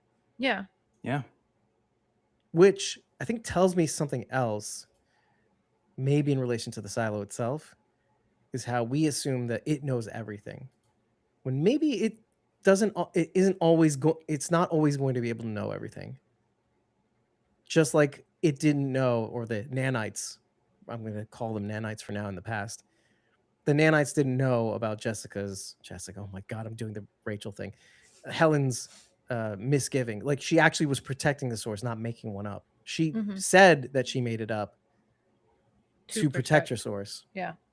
So I thought that was interesting, is that maybe it doesn't always know everything. And maybe there's some people who can get past just using analog solutions to get past the singularity, let's say. Well, Which and means there's hope. That's where the human element comes in, right? Yeah. The computer only knows the data What's out that it's there on the given. internet. Exactly. Yeah. It only knows what's out there. But What you feed it. If humans lie, they can't know the truth unless it's written down or printed somewhere, typed out. So, you know what I mean? Yeah. So they can't know the truth inside someone's head if that's the only place that it is. Unless the Forghetti Spaghetti can somehow. Or can right? Because you called them I know. nanites last episode. I know. Oh boy. So, okay, that takes me to the conversation between Charlotte and Daniel, and how weird That was the first was. one, right? It was weird, right? Am I crazy? That conversation was. It was off, right? Yeah. I think that's the word. Yeah. Because it was kind of there, but it wasn't quite there. Like, as if she was back. She doesn't seem. And here's the thing. We have one episode where she's truly herself, before maybe a couple of scenes between her and Daniel before she gets in the plane and is all Forghetti Spaghetti'd up and just different. So we only have this one specific version of her, but it just doesn't seem like the same person. Something is definitely off, and it like they are rewriting who she is. Well, let's pause. Let's pause and start with the story that was given to us, which was, it's in the form of a question. Do you believe her when she says, well, I'm kind of only 2 weeks. We're working our way backwards. I'm 2 weeks. I have basically 2 weeks from the time up until the time I took the flight, let's say, in my fighter jet in the Iran mission. It does make sense. Which makes sense with what she's saying. Yeah, maybe. It does make sense. And the doctor sort of confirms that when he again asks Daniel's help when it comes to retrieving childhood memories. Which so it could does make probably sense. bring it all back, let's say. Sure. And it does make sense that you would, if you did need to start regaining memories, you would start with the most recent and work your way back, right? Because they're going to be freshest. And then you have like a string tying this one to that one, to that one, to that one, and then, going further back. So it does make sense. Yeah, like relational memory, basically. Mm-hmm. Relics and people maybe help you get back, but I agree. It was off, but I think the explanation they gave about it being off, I think was very helpful because that kind of explains why she's not as mean to Daniel. I know. I think the smiling. I'm just always side-eyeing everybody like, I don't trust you.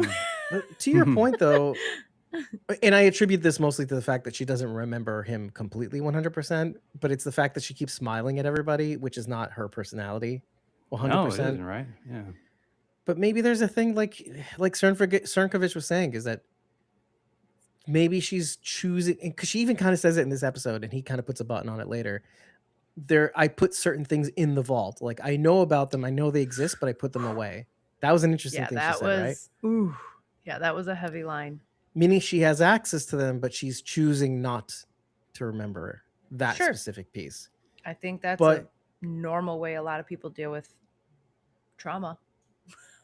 But that usually takes a lot more work to kind of fight, to kind of erect psychological barriers, let's say, which is what our version of it is. She refers to as a vault, which is obviously a tiny little nod to the server room computer, because that's called the vault, technically. Right. Yeah. You didn't get that sense? Or yeah, it's called the vault. Whatever. The code to the vault is what Solo/Jimmy said. Okay. Anyway. Oh, yeah. Okay, so that I liked. I also liked what he said about that we can choose to remember things. That maybe it does come back, but we choose not to remember. There's a sort of that was a very interesting thing that Cernkovich said. Which, by the way, and I just want to go to maybe Daryl Seymour's comment first on.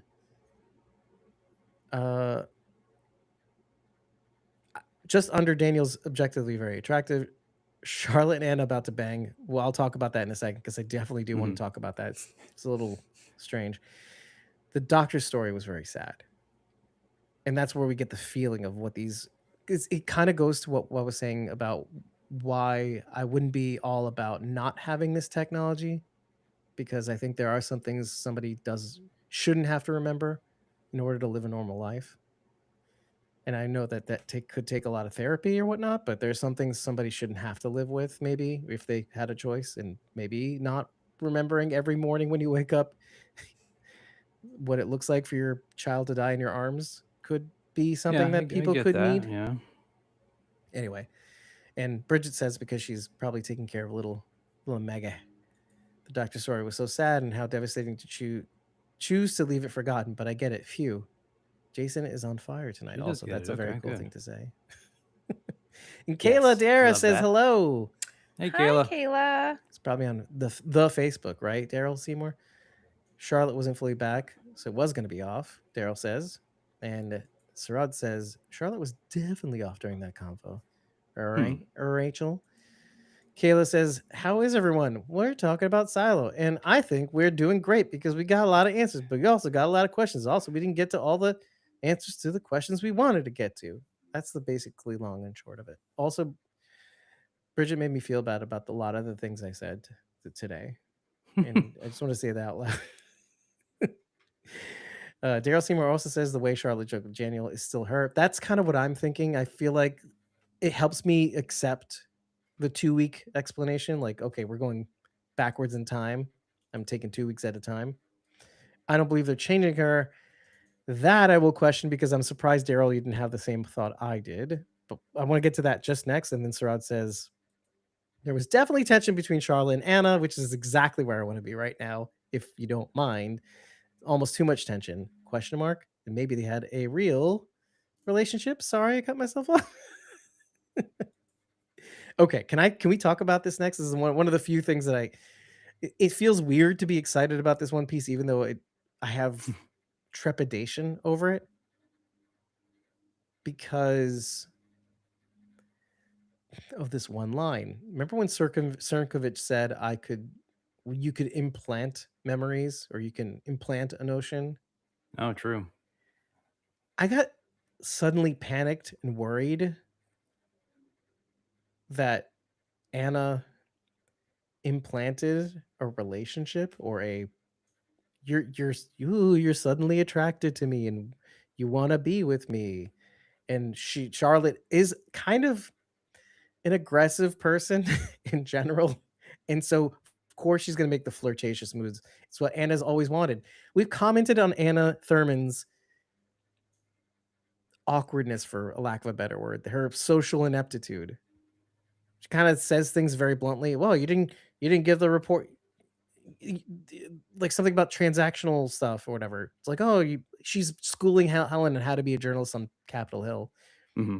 Or Daniel, sorry. You shouldn't have asked for something in return or something like that. Very mechanical, and so she's getting somebody that's also very aggressive, and basically she's basically designing the Charlotte that she wants. It's my fear, actually, because this is coming way out of nowhere, way out of left field. Although the other side of that would be maybe she was the source all along that put her on this path. Or maybe they're each other's sources, and maybe she's dating Anna Thurmond the whole time, which is why she told Daniel to speak to Senator Thurmond. I don't remember what her name is in real life. So I don't know. Any thoughts on that? Like, what did you think was going on there? It was really the first start of that.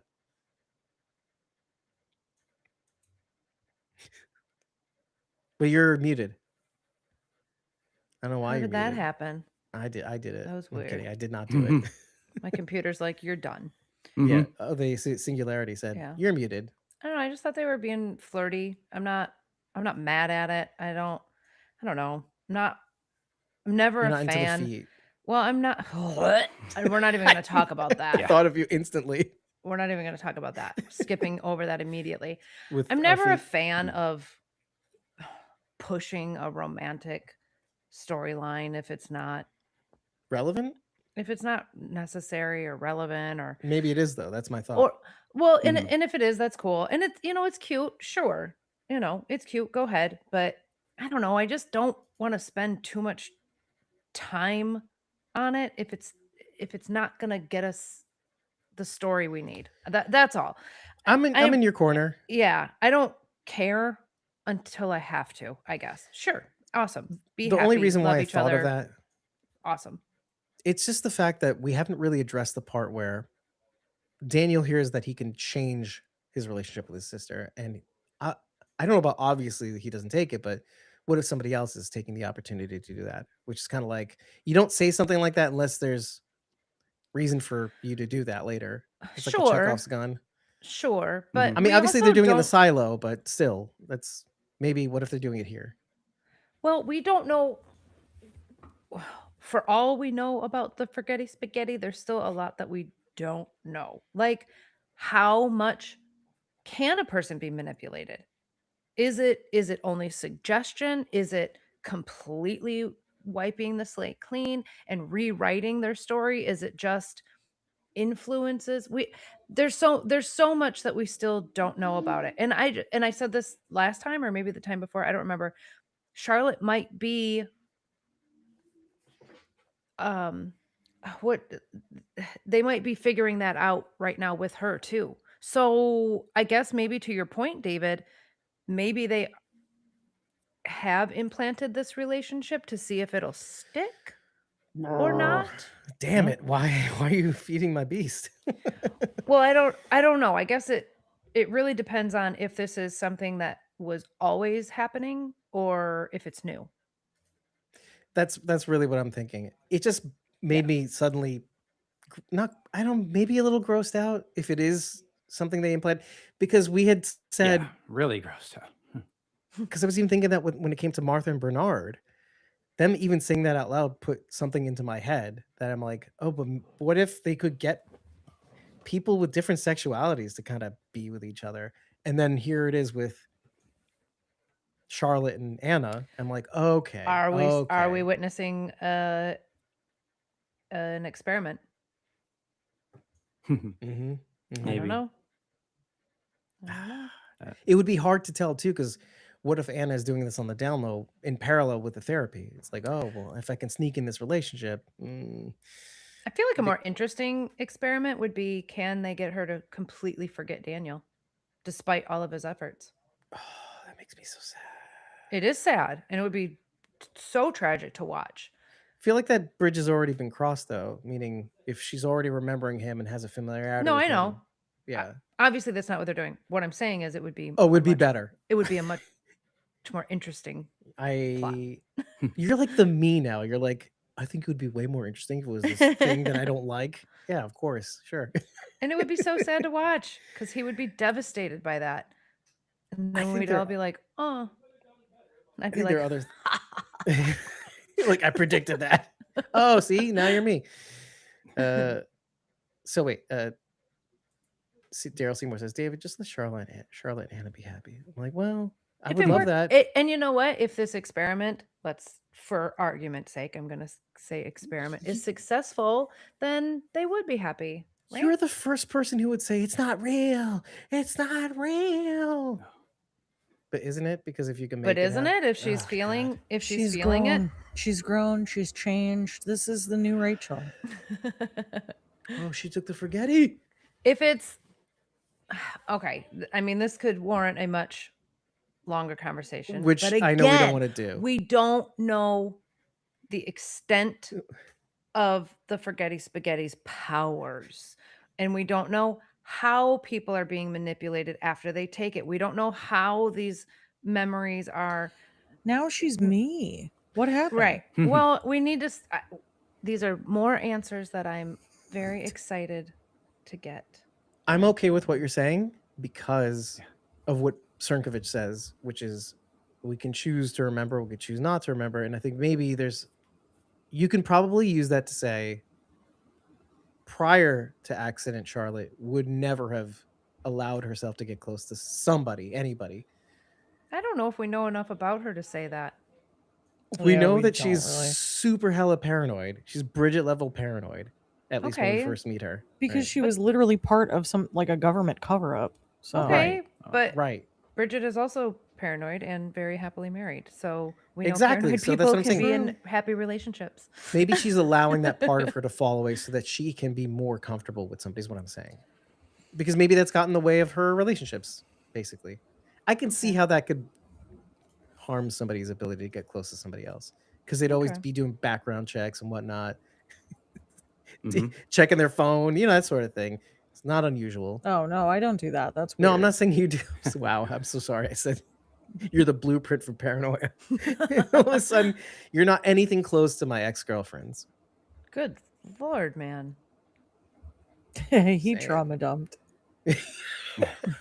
But in a funny way, I guess. Let's move on real quick, like the elevator thing. Bored. Cool. Your trauma is boring.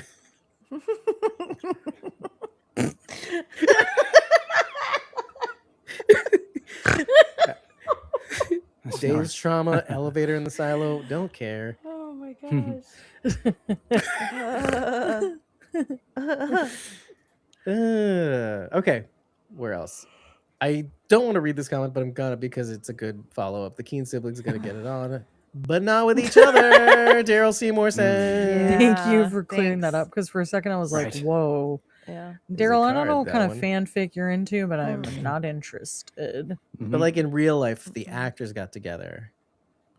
I still wouldn't like it. I don't Just like 'cause of- that. I don't like no, that. I don't like it at all.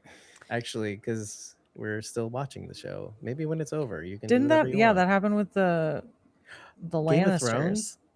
Yeah, Yeah. Was it with what's his name and the other one? yeah. Yeah, Jaime what's and his name? The other Cersei. one. With the one with hair and the other one. The one that had a face. Wasn't it Kit Harington and what's the Well, they weren't ginger? siblings. Right, but they acted like siblings. So they're in another show together, Kit Harington and what's her face again? Sophie Turner? Sophie Turner. Sophie Turner, yeah. and they talked about being like, I thought you were "What?" talking about his wife, his literal wife, and I'm like, what? They did No, not act like you're talking okay in a different in a different movie. context. Yeah. But Yeah, and then they had to kiss, and then they You know, both barfed afterwards. Yes. well, they kind of retched a little because at the approach, which I think is fascinating. Because you're spending like what Correct me. year after year being a certain way with each other, Sure. feeling a certain way. I Sure. think it's fascinating as hell. Yeah. Okay. Anyway, Anybody in the audience know where they want to go to next? Because I think you haven't asked Bridget yet. no, I don't care. She did Shut the your title. face, Bridget. was What do you so want to talk easy. about? I don't know. I think we've all drank. Listen, the this is another reason I like to go linear, because I know I forgot. I know there are things that I want to talk about and I can't remember because we are all over the place and I can't. There's okay. It's been an hour and 40 minutes. And I feel like this remember. relationship has already gotten through so many possible relationships and all these different scenarios where it's like, and it's not something obviously you say it very obviously, and something you don't care for is like relationship conversations if it doesn't bear fruit. Yeah. But this episode was a little excessive because when Sandy, right, Colston's secretary, she even says in this episode, I've never run up and down these silo stairs this much in one day. Sandy and Kat Billings goes up to see Kyle and Kennedy in the Holston holding cell. And I got vibes that Kat was into Kennedy. Yeah, did you get that too with the body language? Yeah, like It but was maybe it's just like crying over them getting shot. maybe Not like the everybody actress else. is just like actually into him though, you know? Yeah, her Maybe name it's bleed is through. we know her name is Caitlin Zaz because the Zaz magazine that Helen worked at. I thought that was a cool little factoid. Yeah. That you brought up, by the way, Bridget. You noticed it. No, Anyway. one me. No, you brought up the fact that the magazine was called Zaz, and I'm like, what does that mean? Jumping all over anyway. the place again. We're in the Kat holding Billings cell. is named Caitlin Zaz. Anyway, but we're in the holding cell. Did you get Weird that vibe? Awkwardness. I felt like it was a little bit much. Like the way he was like hanging on the bars. Yeah, I don't know if it was like they meant got to come close. off. I don't know if it meant to come off as romantic or if it was more like she just idolizes him. I was trying to put the guardrails on that thought, but then I'm like, then the reaction over him getting supposedly killed was like enough for me. I mean, they spent a lot of time together. Yeah. I don't think Sure it was did. I don't think it was anything more than camaraderie and like, you know, brothers in arms type deal, because in the same scene, what's his name? Donnie starts talking about Doris, Kennedy's wife. Yeah, Doris. And then he has this moment reminiscing about his wife, and I mean, they're not gonna. Yeah, I don't think they're gonna throw that in the same scene where he's making googly eyes at a cat. Why not? She's been dead for a long time. Yeah. Kat's also married to Billings.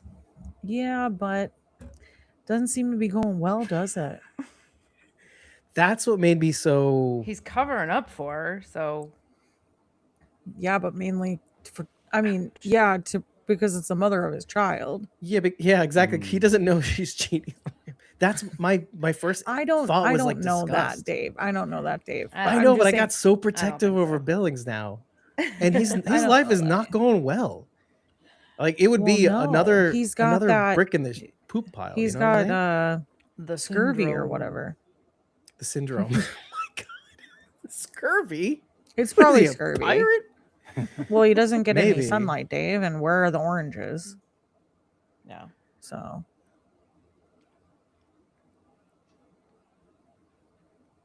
Try not to burst out laughing. Where are the limes, idiot? Yeah, dummy. Yeah, I'm wrong. It's not scurvy. Okay. No, I didn't say you're wrong. I just said you were funny. So it's probably something very preventable, like with modern medication, like vitamin K or some deficiency. It's like probably Lord, preventable. Anyway, that see Yeah, like what this, is that? What is that thing you get when you like when it like it's almost like the fish that are, in caves, how they don't develop sight. Is there oh, some sort of disease humans get for like underground for too long? I don't know, but Because that's probably it. well, the bulbs are probably not limited to just Like he literally farm. can just go outside and he'd be fine. We had said that. We had said that in our maybe in our season 1 recap that if if he just went outside to be fine, completely fine. Yeah, just totally fine. Yeah. Yeah. He's more normal than Scurvy. any one of us. Well, okay, then that goes to why the syndrome is a danger to begin with, because kind of like the magic thing, like the theoretical relic, people who have the syndrome maybe have some sort of advantage that's a disadvantage in the silo, let's say. There's a restlessness maybe to it, or I don't know. But anyway, that whole thing aside, it's the idea that not only is he being pooped on, and literally he kind of so he's almost playing to the bit. I bet you don't respect me too, Miles Harwood. Like just like the last two people It's Mark just like from my Tool wife does Fabrication. it. And so like now it's kind of like, God, oh, that's this is a horrible. deeper thing, like where, oh, and you're being cuckolded. Wow. I don't like this at all. Well, that's what I'm saying. When I first saw it, I'm like, Well, Dave, I I'm don't hate it, but I sorry. also Billings freaking hate wasn't it. on my ranking, but he's also very attractive. Chinaze Uche. Chinaza Uche. Yeah. I'm into it. He's a good-looking guy. Yeah. Mhm. Yeah. Yeah. And every time we see him, I keep thinking of, remember to try the rhubarb pie from Fear the Walking Dead season 6? Yeah. Cannot get that out of my head. You don't remember it, do you? I don't. I do. That's Derek's brother in the cult, in the underground cult. Underground. Do you remember Underground? Oh. How Rhubarb serendipitous. pie. Anyway, it's Weird. worth Okay. bringing up if you're a Fear the Small Walking Dead world. fan in some form or fashion. Season 7. There you go. I really blocked those later Arguably, seasons probably one of the out. better parts of the season anyway, because they're underground like a silo. Anyway, Well, there wasn't a lot good, so so okay, well, Daryl Seymour says, let's go back to The Sims, and I think that's a great place to go next. Also, I didn't get that she liked Kennedy romantically. Okay, but if she does, ooh la la. Insarad says, speaking of Billings and Kat, who was watching their baby? for real. I feel like there's an industry, like a department of nannies, like the nanny department, Mhm. maybe. No, no. Also, It's got to be a Cat daycare. Yeah. looks so worn down. They've really made her up to look like rough. You know what I mean? Yeah, I thought that too. Yeah. Well, she did get hurt, remember, by the Outsiders thing. I with know, the but I think broken she's arm? meant to. I think she's meant to look like she's kind of like unraveling. Mm. Oh. Well, okay. See, that was what I was thinking. If it's not something between her and Littlefoot, I think it could be that she's convinced that what they're saying about the outside being terrible, because she's reminding Kennedy that, yeah, it doesn't look Mhm. great outside. It's basically maybe what you saw, the Carmody cleaning. That's what they wanted you to see inside the helmets. So that I attributed maybe her fragile state, or Patrick Kennedy state, to her not knowing where she stands, but still like wanting that community, right? Like most conspiracy theorists. Shut up, You know Dave. Bridget, You right? don't know me. Okay. Okay. And Daryl Seymour says Cat needs a Kit Kat. If only they knew what that was. Give her a break. All right, so let's go to The Sims. There's a lot Break me there. off a piece of that. Sam's bar. I thought I don't know. I was What? going somewhere. Wait, what'd you say? Break me Sims? off a piece of that. They're Meow called- mix now. What is that? Meow meow meow meow meow meow meow meow meow meow meow Meow meow mix. meow It's meow on, meow. it's Okay, on that listen. episode of The Office. He like can't remember the rest of the All And right. so he says like meow mix or something. Let's go to The Sims, at least at the end. There's the whole scene where the nurse is there and Camille's about to shoot the nurse, and there's a whole drama throughout Yeah. this episode. I told you not to hide things from me, basically. That was I done crazy. told you with my gun. I done told you to not make moves behind my back. How She did you know carries about that the gun around jacket? a lot. Did she really notice the jacket? Okay, so I'm Or glad you AI asked tell about her? that. No. She doesn't need AI because there's two things that happened. One, Robert Sims says to his kid, bring the jacket. If nobody else is wearing a jacket, you don't have to wear a jacket. Now, he's mad about that, but only because Robert also told him your mom would really like it if you wore the jacket, and she's been having a hard time at work. Because I was trying to figure out why Anthony was so pissed at his dad for bringing the jacket. Because if I had heard that none of the other kids had even brought a jacket, then why would I be pissed? Because I wouldn't have to wear it in the not photo. Because remember, they don't have photography. They have an artist drawing the damn things. It's like things you forget. There's no Yeah, I know, it's there's no crazy. magnification. There's no film development. There's no chemical. Anyway, so Yeah, I guess he got made fun of for bringing the jacket for some reason. He got made fun probably. of. Yeah, that's a good reason too. But also maybe he felt like he had to wear it for the photo too, just because like he did it He for was his told mom. he I think didn't it's- need to. I think it's just more like he's a preteen kid. Okay. My Yeah, I parents was- told me to do something and I don't want to, and then my dad said I didn't have to, and then he went back on what he said. Kids pick up on the tension between their parents too. Yeah. That's knows kinda there's- where I was He headed, knows yeah. there's Hmm. something going on between the two of them, and he's gonna act out and just, add Plus, fuel he to the went- flames. He like very recently went through a really traumatic event. Yeah. on that- top of everything else. Yeah. Yeah. It's because it's because she held me at gunpoint that their relationship is in trouble. Oh, I don't like that. Anyway, so the reason why she knows about the jacket, and that they switched out the jackets because you would say I was thinking about like couldn't Sims just say it was some other kid's jacket that he picked up by accident? I'm like, no, because none of them brought their jackets. He has nowhere to run when it comes to this. It can only be his jacket, but that's the only way that they could have had the jacket switched. It explains everything. No other he couldn't have picked up a strange jacket. She knows the differences between the jackets. Obviously, she's That's you what I know. was gonna say. I was Yeah, like, there's probably, a simpler yeah. explanation. She's just a mom. It's this Mhm. and that. You can't have the one thing without the other thing, though, because he could have hid behind the fact that he just picked up another kid's jacket. But no, none of the other kids brought their jackets. He said this as he's walking through the door, slamming his coat on the ground. So he has nowhere to run. No other kid brought their jacket. He's dead to rights. Good writing on this show. Let me just put it that way. Well, Camille is really smart. On top of it. Yeah, I think so. yeah. Really, really, really smart. Because like it's enough to notice like, oh, that's weird. It's not his jacket. But then to suspect that your husband helped Juliette do some crazy thing because of that. She's a smart lady. 100%. Well, and she also has help. Let's just be. But, I she mean, can run she the numbers can- by. Yeah, I computer. know. But it seems like she really just has a knack for being able to kind of read people. Yeah, she is in IT too. She's not that. She's not And a she dumb wasn't person. she wasn't in IT before. She was in Raider, judicial. she was a raider. So like this is like something she's been good at, I think. Really being able to read people. Yeah, I agree. Yeah, and the computer saw something in her. So let's. Say more about the scene where the nurses in that room all chained up, because I think I stepped away for like half a second. Well, I think. Okay, so there is something to what she's trying to do with Sims, and I think he's using the nurse. Sorry, I think she's using the nurse to get Robert to admit what he's been doing behind her back. Okay.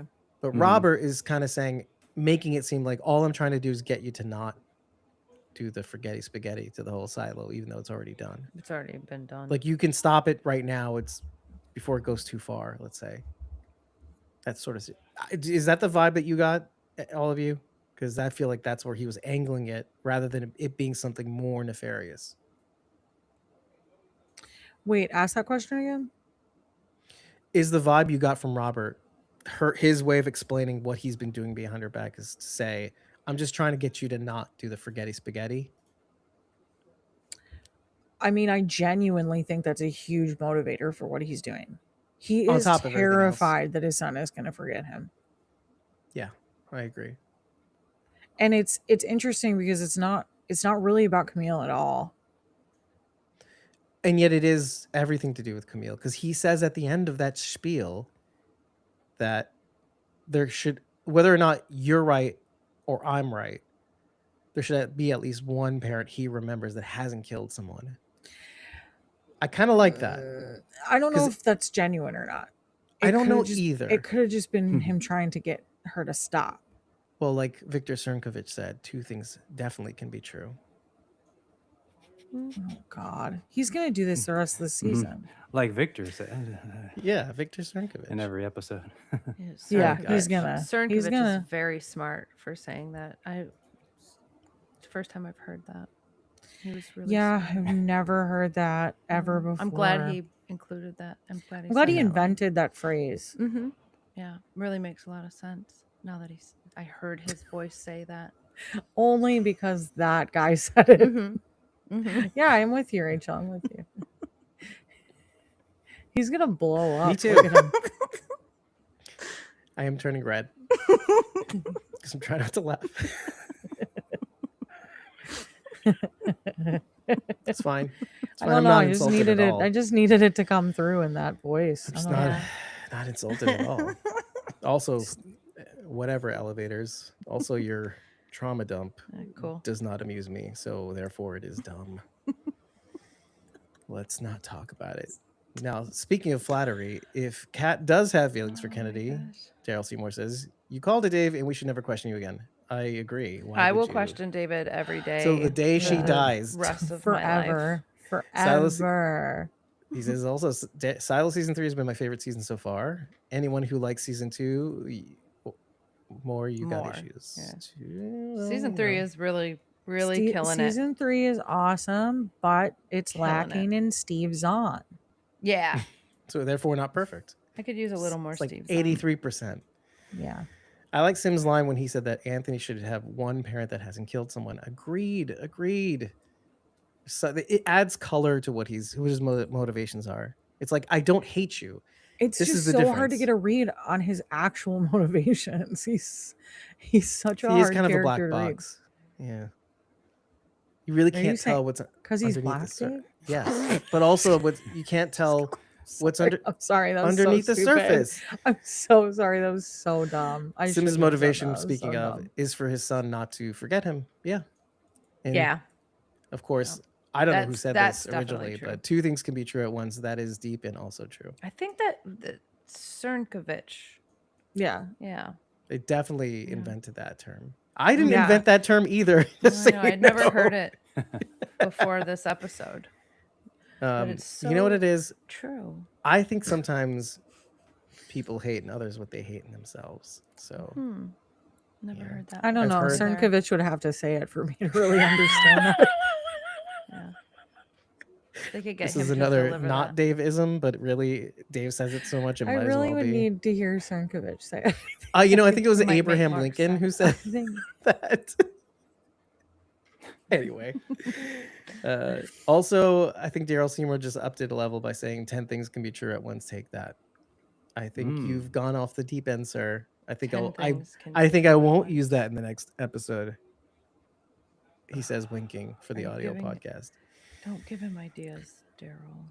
Well, let's round out this whole Camille, the Sims situation because, okay, like I said, this episode ends very, very abruptly.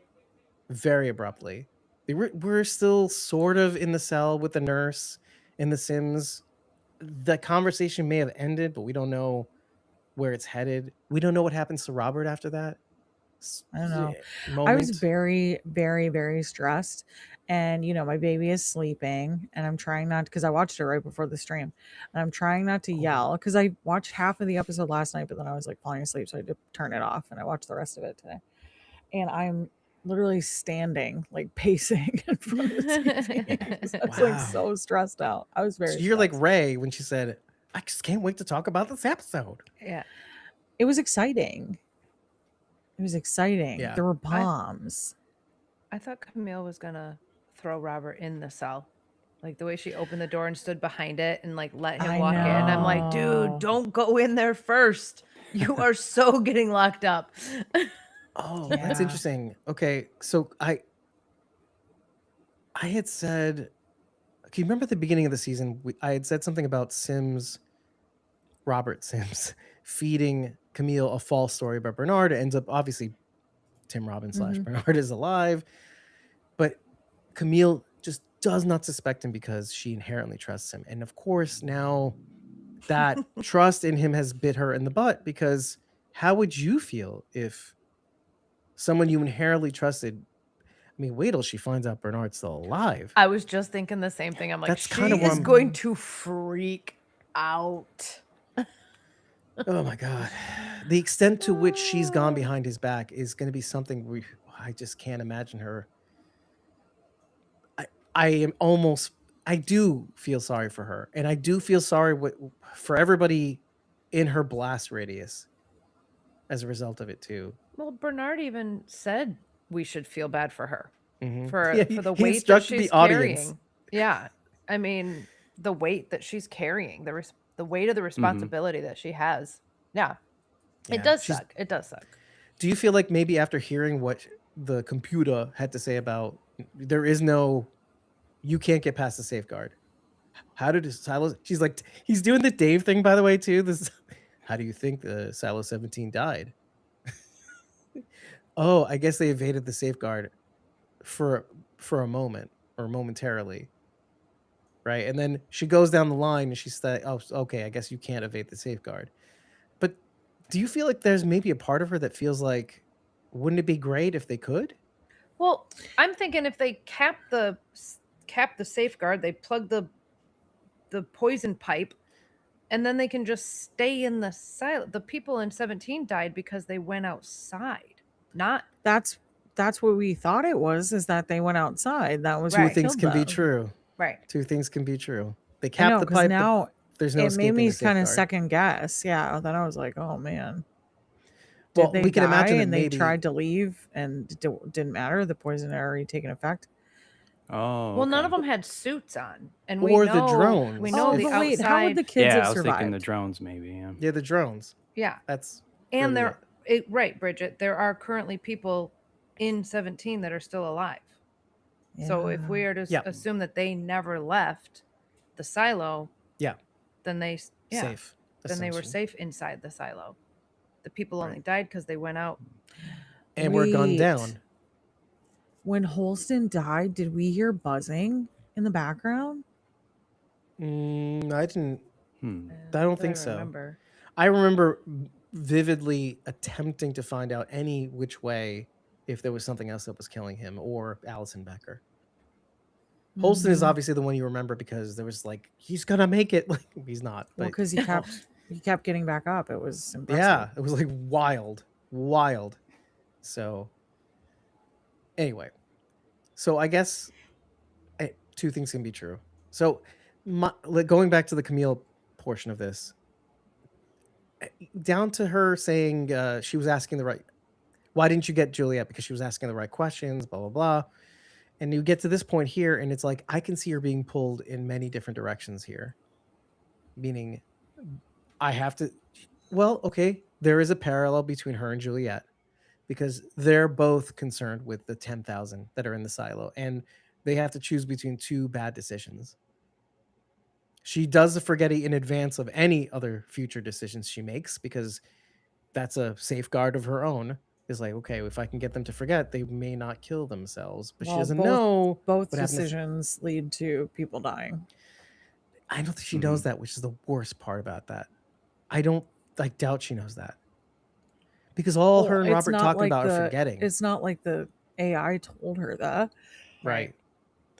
What if Julia ends up telling her about that? Because, okay, first of all, the end of that conversation with Camille's in the computer is that, she's going over to Silo 17 to figure out how they capped their poison safeguard. Do you think that Camille is drinking the water? Oh, I had thought about that, but I don't know. I think she necessarily has to not, right? Also, do you know how thirsty I would be if I could only drink juice? Oh Mhm. my god. I'm where Carl is at And wine and milk. this episode. Yeah. Ugh, I'm gonna be like so thirsty. This is why I need more information about the Forghetti Spaghetti, because Robert is so concerned that his son is going to completely forget who he is. Yeah, right? Yeah, of Okay. course. Okay. So if people are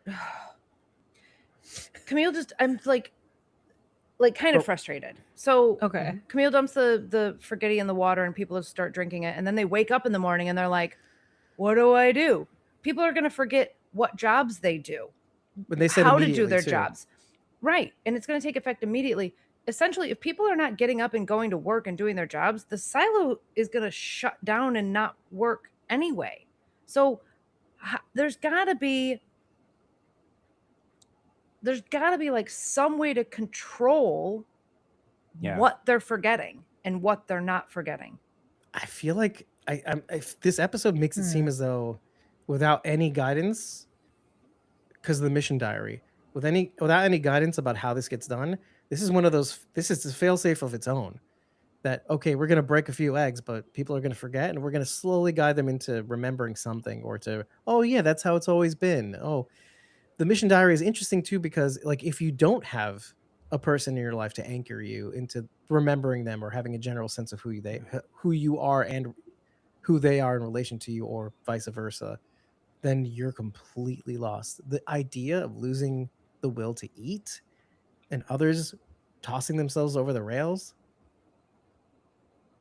Ugh. But see, that's the thing. Sims obviously hasn't read the mission diary. It's one of those sacred relics that only the head of Gloria IT. has. Yeah. And obviously Bernard knows about it. So maybe like at some point the Flame Keepers were a controlled concern. Like as long as they kept it to themselves and not spread it to others, it wasn't a big problem. It's Yeah. maybe even something they engineered, by the way, which would make perfect sense. They They might have been engineered a clan of Flame Keepers, a family that would pass down these relics to generation in case we needed them somehow. And maybe they would. See, I had said, okay, remember the question I had said? How would they know what to do once they get down the line? Because there has to be an end to this after 300 years. There has to be a time for them to leave. And they have 70 years of bulbs left, meaning there has to be an end date. Well, in comes the Flame Keepers with all the relics. The IT computer guy helps them remember who they are as a people. the Flame Keepers might have once upon a time been allowed to retain their memories. To flame keep? Yeah, maybe. Or at least they know we have to hold on to these because we might need them. We're definitely going to need them later. And they are registered, if you remember. I don't know. I just feel like completely wiping out everybody's memory would be more detrimental than anything. Like that would be worse than right? a revolt. A revolt. That would be worse than, because the whole place is just going to shut down. Nobody's going to do their jobs. Nobody's going to remember how to do their jobs. But what's worse, that or losing everybody? It's the same. I feel like it's the same thing. It's going to lead to the same thing. Not completely. I mean, losing 2,000 people proven in the Great Rebellion, by the way, of 140 years ago, is way more palatable than losing the whole silo because of a safeguard. A safeguard which apparently is necessary. I guess. I don't know. We don't know. We just know that there's no avoiding it. And there's probably a reason behind it. A reason that we don't know. The computer said it. I'm not. She's where Bridget's at now. I'm not buying. Of course, the computer's gonna be like, no way out. Just comply. Just shut up and do what you're told. I hate to admit it, but and I think it's designed to be this way. But I'm slowly coming over to your side of thinking that it's the bad guy, and we have to defeat the bad guy. The computer. But I just feel like at the end of the day, logically at least, that all of this is like, okay, the computer's not bad. It's just trying to protect 10,000 people from not a bigger threat. They were trying to do the same thing in iRobot, and they were still the bad guys.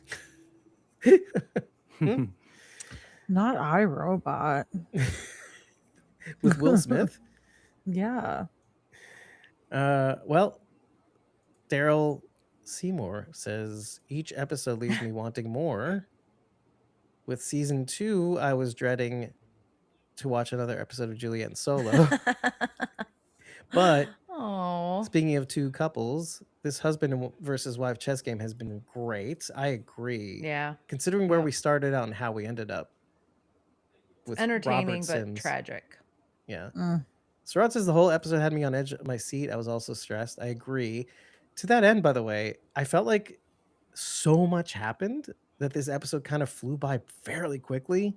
And based on how the episode ended, or felt like it ended so abruptly, as soon as we saw the digger, I was like, "Oh, wait, what? Wait, there's not more." Daryl Seymour says, "When they say Flamekeeper, I just think of the Flamekeeper in the 100." Who was the Flamekeeper in the 100? Oh, in the mountain community? Is that what that was?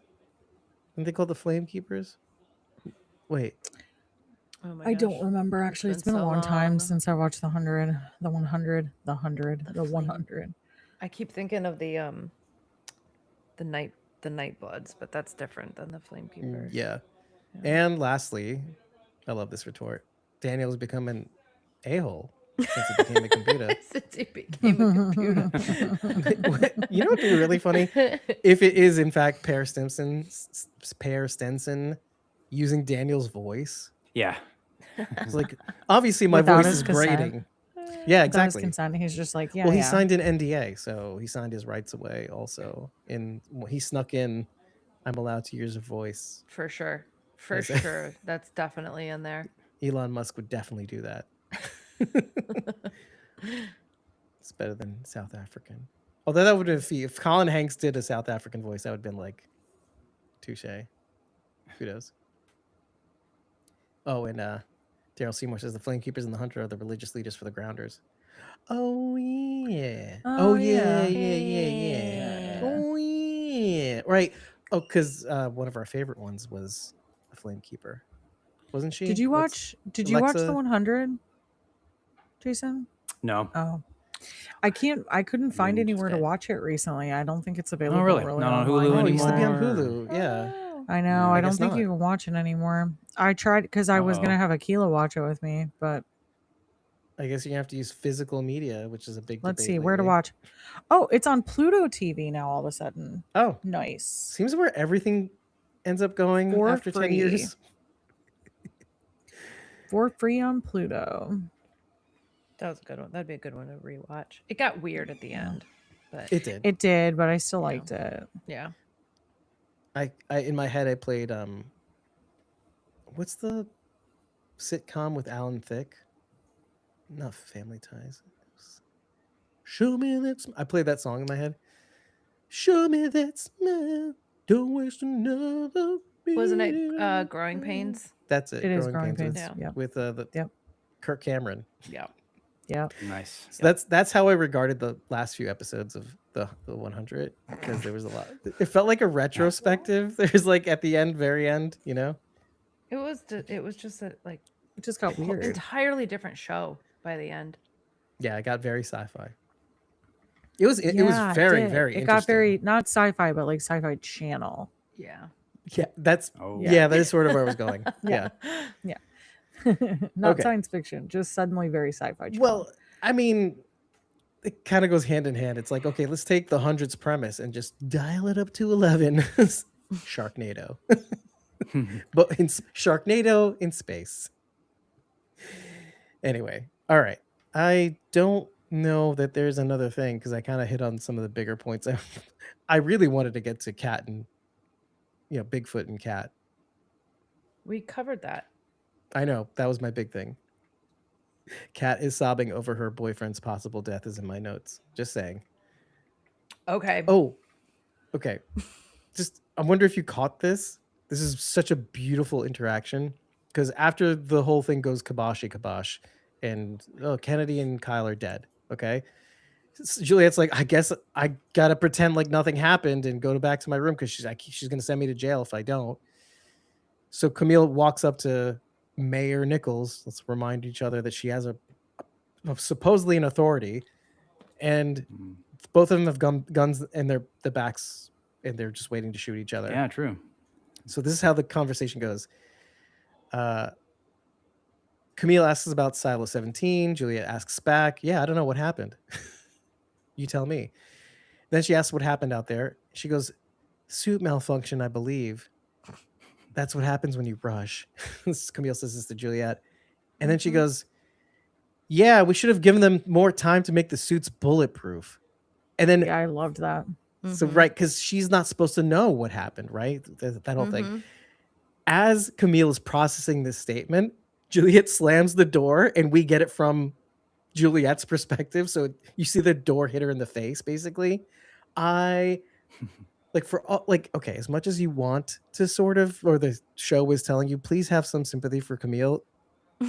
For that other side of it. Right, exactly. For the other side of it, that's kind of like, F this F and F in the face. And there you go. You got that. So delicious. before this, Camille's talking to the computer, and we missed the last part of the conversation because the computer says, go find out if she has ulterior plans, right? Basically. Right. And Camille's like, okay, well, what do I do if she does? And then hence the gun.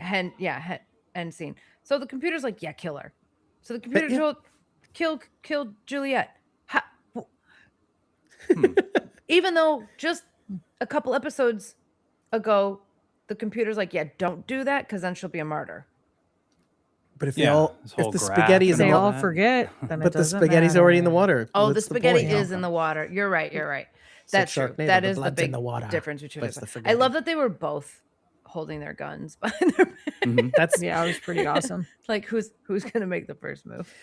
I love that there's a callback. Sandy's like, is the combination the same from when I was a sheriff? That's a little it's nice actually. And Sandy's like, I don't know, bitch.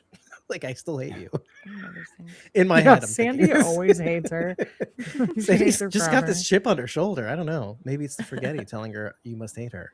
Kidding. I don't know. I hate it for everybody though. Also, Sandy got some exercise today, I guess. Yeah.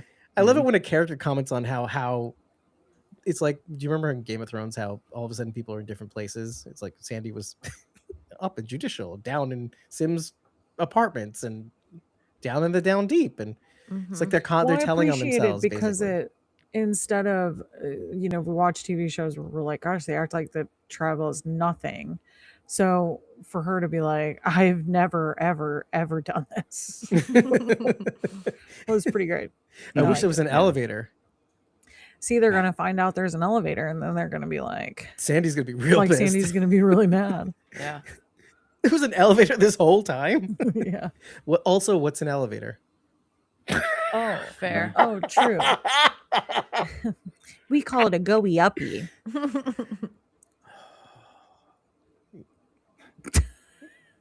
Cool. Okay.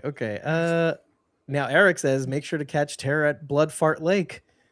Yeah. On Sci-Fi or Pluto TV. Thanks, Eric. Daryl Seymour we says watched that last night. Oh, that's an actual thing. It's a real movie. Yeah. That must be so bad. It's a family movie, right? Definitely. Yeah, family there you movie, go. Yeah. That's definitely. So Daryl Seymour says in the 100, Titus and Indra's daughter were flame keepers. Yeah, that's right. And Sarad says that moment was great with Camille and Juliette. Daryl says Juliette clapped back at Camille like a effing boss. Agreed. Yeah. Wish they waited long enough for them to be bulletproof, bitch. And he also says, I want them to call it an up. An up. The elevator. So he's on your corner, Bridget. At least somebody is. It's for me going. You're like. It said at least someone elevator. is. What are they? Okay, what are they calling? They're calling the. I mean, they sort of have the chairs, right? That are going the between lifts, the gap. I think they call and they're them, just right? calling. I think they're just calling them chairs. I think I think you're right. They do call them something like. And he also because I remember Robert being like, "Oh, I had to wait to get a chair." Chair, yeah. I was just stuck, Camille. I'm down here. Yeah. What do you want me to do? Fly? Did our people used to fly on the outside? I don't know. Yeah. I honestly think that might be it. I mean, talk about an episode where things happened. Just they happened. There's not much to say about it. I mean, there's a lot of dialogue that I wrote down. Again, the Cernkovich explaining his whole reasoning. 30 years ago, he invented this stuff, by the way. 30 years prior to the past present is when he created the Forghetti Spaghetti, which is like arguably the 90s, right? His daughter would have been in his 30 plus. His daughter Lulu. Do we know for sure what year it is? Yeah, we know it's 2026. Okay. Or at least 2025. Okay. Something like that, whatever. Ish. Ish. That's fine. Oh, I didn't know that anybody was really hating on the season, Daryl Seymour. People hating on the season are just haters, he says. Really? Well, I did see something on Reddit, but that's Reddit. That's Reddit. Reddit. Oh, okay. Yeah, there's 2 different Reddit threads for Silo. There's Silo series and I think Silo TV. Yeah, Silo TV. There was one, I just saw a post that popped up. Like, I didn't even bother to read it because I was like, wow, what a clown. Where they're like, do they even bother to follow their own logic and theories in the show? And I was like, wow, dude, you sound like a real downer. No thanks. Debbie. Just call her Debbie. No. Yeah, I think we covered everything though. Even the AI responding to Juliette via the radio, which is a stretch because it's analog, digital to analog. Well, the whole point of the radios in the airplane was so that the AI couldn't reach it. Couldn't hack the plane remotely. So I don't think they'd be able to hack the remote and simulate Kennedy's voice over it. We don't know. We don't know. Yeah. We don't. But the whole point was to not hack the system directly. It's just the timing was really convenient. That's all. Yeah, I agree with you with the timing. Yeah. To stop the explodies. Yeah. It was. What is wrong with it was. Where have you been this whole time? Like, why didn't you chime in sooner? Where'd you get a radio? Oh, from inside the silo. He must have had Kyle's helmet on. Oh. Maybe. Oh, I don't like that. See, we don't know anything. I don't like that either. I don't like what you just said. Why did you say it like that? Because obviously he's dead, David. What? Why are you going back on it? You were like so not with me, and like now you're with me. I didn't say any of that. I just said, but you must have had Kyle's helmet on. But what's wrong with his own? He doesn't, because he didn't have a radio in his. There's no radio in his. Yeah, sure he did. No. Yeah. No. Well, that was the whole conversation they were having when they were getting suited up. Oh, I thought, okay, that makes, okay, you're right. Well, I stand corrected. I sit corrected. I think that's it. Yeah. Yeah. And let's go to the chat. Let's see. Yeah. Okay. Great, because I'm tired. Good night. I'm tired too. I keep people yawning. saying Daniel's story is super short in the books. I don't give a F. I kind of like that it's a little longer. Okay, you can say that. I keep forgetting about every these story. Are even books can be shortened in a book. I like when they make short things longer. Okay, look at A Night of the Seven Kingdoms. It's a blast. I love it. Yeah. And arguably they're tiny little stories that we blow up to make a series. Wait. Normally people are mad about the opposite. That you took something super long in a book and you cut it out. So why are they mad? There's just no pleasing some people. No. And Daryl also says, I like that they're actually taking the time to develop the romance between Daniel and Helen. Okay, yeah, Daryl Seymour. God forbid we have a well-told story because in the books, they were hardly any story for Daniel. See, it's kind of like when you fall in love with a particular character and they don't really flesh them out to your liking, and they get to do that here in the show, and you can maybe make them a bigger deal in the show than they ever were in the series. And you know what? Let me take this a whole step further before we sign out. Actually, let me do that after the break. Roll that beautiful bean footage. Don't touch that dial. We'll be right back after these messages. We just thought we'd remind you to show this episode some love by tapping that like button, if there's one to be tapped, subscribing to our podcast or channel, and if available, enabling all notifications, and sharing the show, or clips of it, with everyone you know. And don't be afraid to reach out. Leave your questions, feedback, ideas, or even concerns in the comments section. There isn't one? Head on over to ratethispodcast.com/Guackendin and leave your thoughts there. Rating our podcast is the best way to get our attention because it also boosts our visibility. And we'll probably address it in the next episode too. And if you think there's something to what we're doing here at Squawking Dead, tip us over on Ko-fi. As a token of our appreciation, you'll receive forever access to our Discord, along with 30 days access to our uncut episode and interview recordings, plus our pre-squawk insights. Take your support further. Join a membership tier on either ko-fi.com/squawkingdead or patreon.com/squawkingdead, and you'll unlock access to more channels on our Discord server, receive shoutouts at the end of every episode, and depending on what tier you join, the ability to join us on camera and mic to break down future episodes alongside us. Thank you for hearing us out and making it this far into the episode. We now return you to our regularly scheduled podcast. I have stopped rolling that beautiful bean footage, and we have returned. So, no, what was I even saying now? Oh, it was because, okay.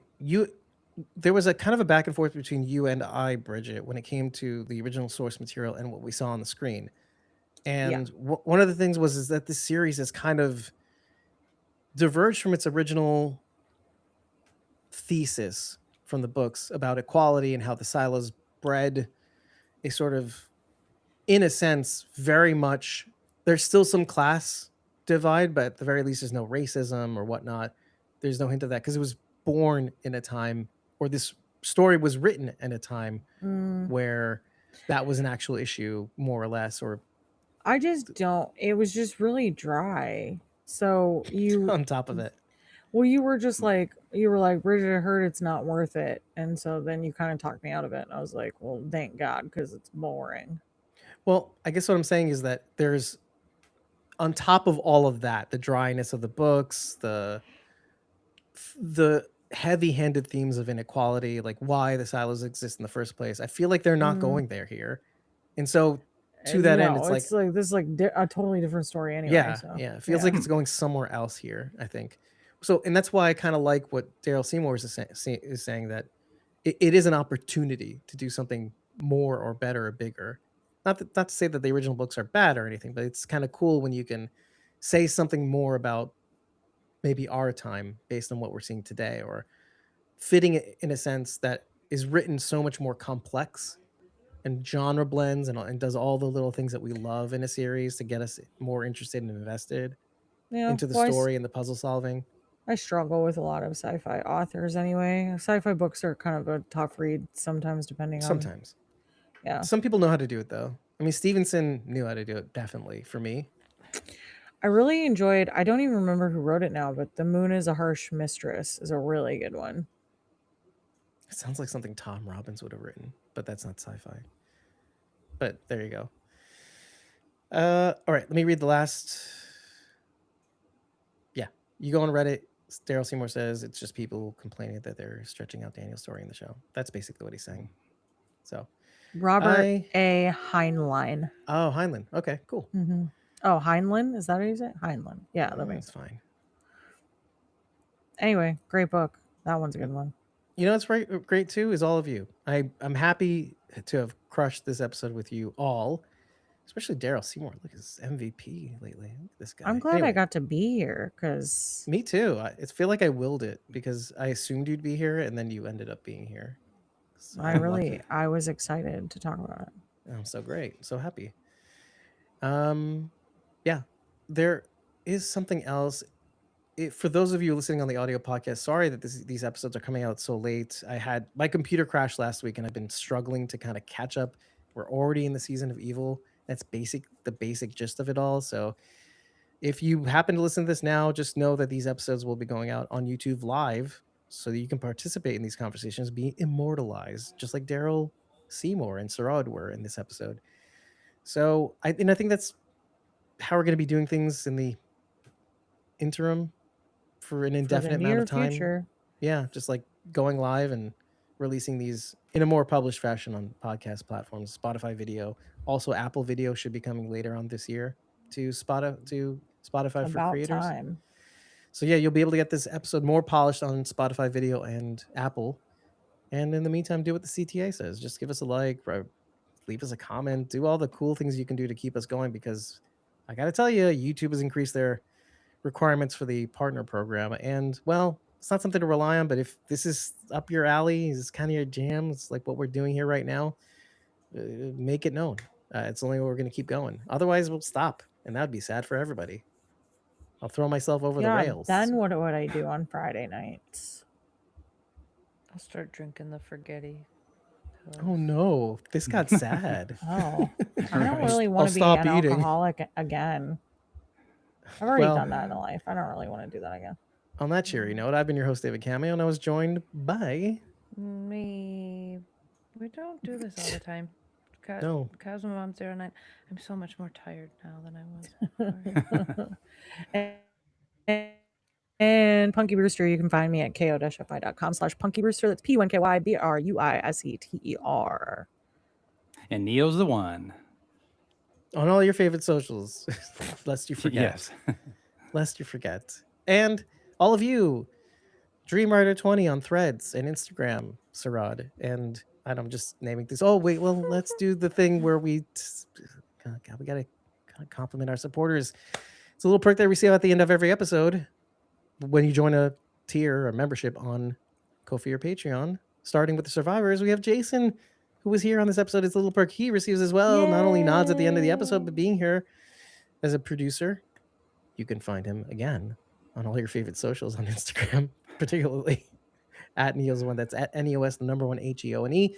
Moving on to the Whisperers, we have Rob Lucchese, who you can reach on TikTok via at Rob's_stuff_ and as Nancy _thangs, THANGS, and of course, Kim Rowley, Kim.Rowley, the number one on Facebook. And of course, I don't have a pre-made thing of walkers to show you visually on the screen. Shame on me. But that's Walani, dare me, you. and Ryan, and Luke, the executive producer of Revival, who still is Yeah, supporting watch us. Revival. Yeah, watch Revival on Sci-Fi and Peacock. Which, by the way, that's When's coming that to coming Netflix. back? It's coming to Netflix. The season 1's coming to Netflix, so hopefully But is it coming back? it's not coming back yet. But their hope is by licensing it to Netflix. That was another really good show. Exactly. By licensing So it to good. Netflix, it should be on Netflix on August 25th, if I'm not mistaken. It I'm gonna should be. binge it again. It should already be up for you to set the reminder. It is. I highly recommend, if you have not watched Revival, we covered it last year. We did reaction episodes to it, by the way. So Stephen good. Ogg. Whew. Okay. So good. I mean, just watch it. Even though stupid CM Punk is in it, it's still good. Actually, it's more of a reason to watch our episodes because Bridget's reaction to seeing CM Punk alone in a couple of different scenarios and contexts is I gold. hate Pepsi Phil. So do that. Head over to Netflix and hit remind me anyway, just to kind of increase the algorithm. It's a great show, and depending on the success of that show, it might get it a season 2, which I think it well deserves. It balances all the things you love about Silo, the genre blending, the sci-fi, the supernatural element, the murder mystery element. There's even a lot more humor than this show even. So definitely a high recommend, and I definitely want that series to come back so that we can cover it. And that's it. I'm just gonna poopy pants Phil. Poopy booty. Poopy booty Phil. What? I'm allowed to have my own take on things. You're just copying his take. What is it? Blood Fart Lake? Anyway. Terror at I have to Blood check Fart this Lake. movie out. Excuse me. There's a sequel. Oh no. Oh no. There usually is. Good night, everybody. Bye. Especially the Blood Fart.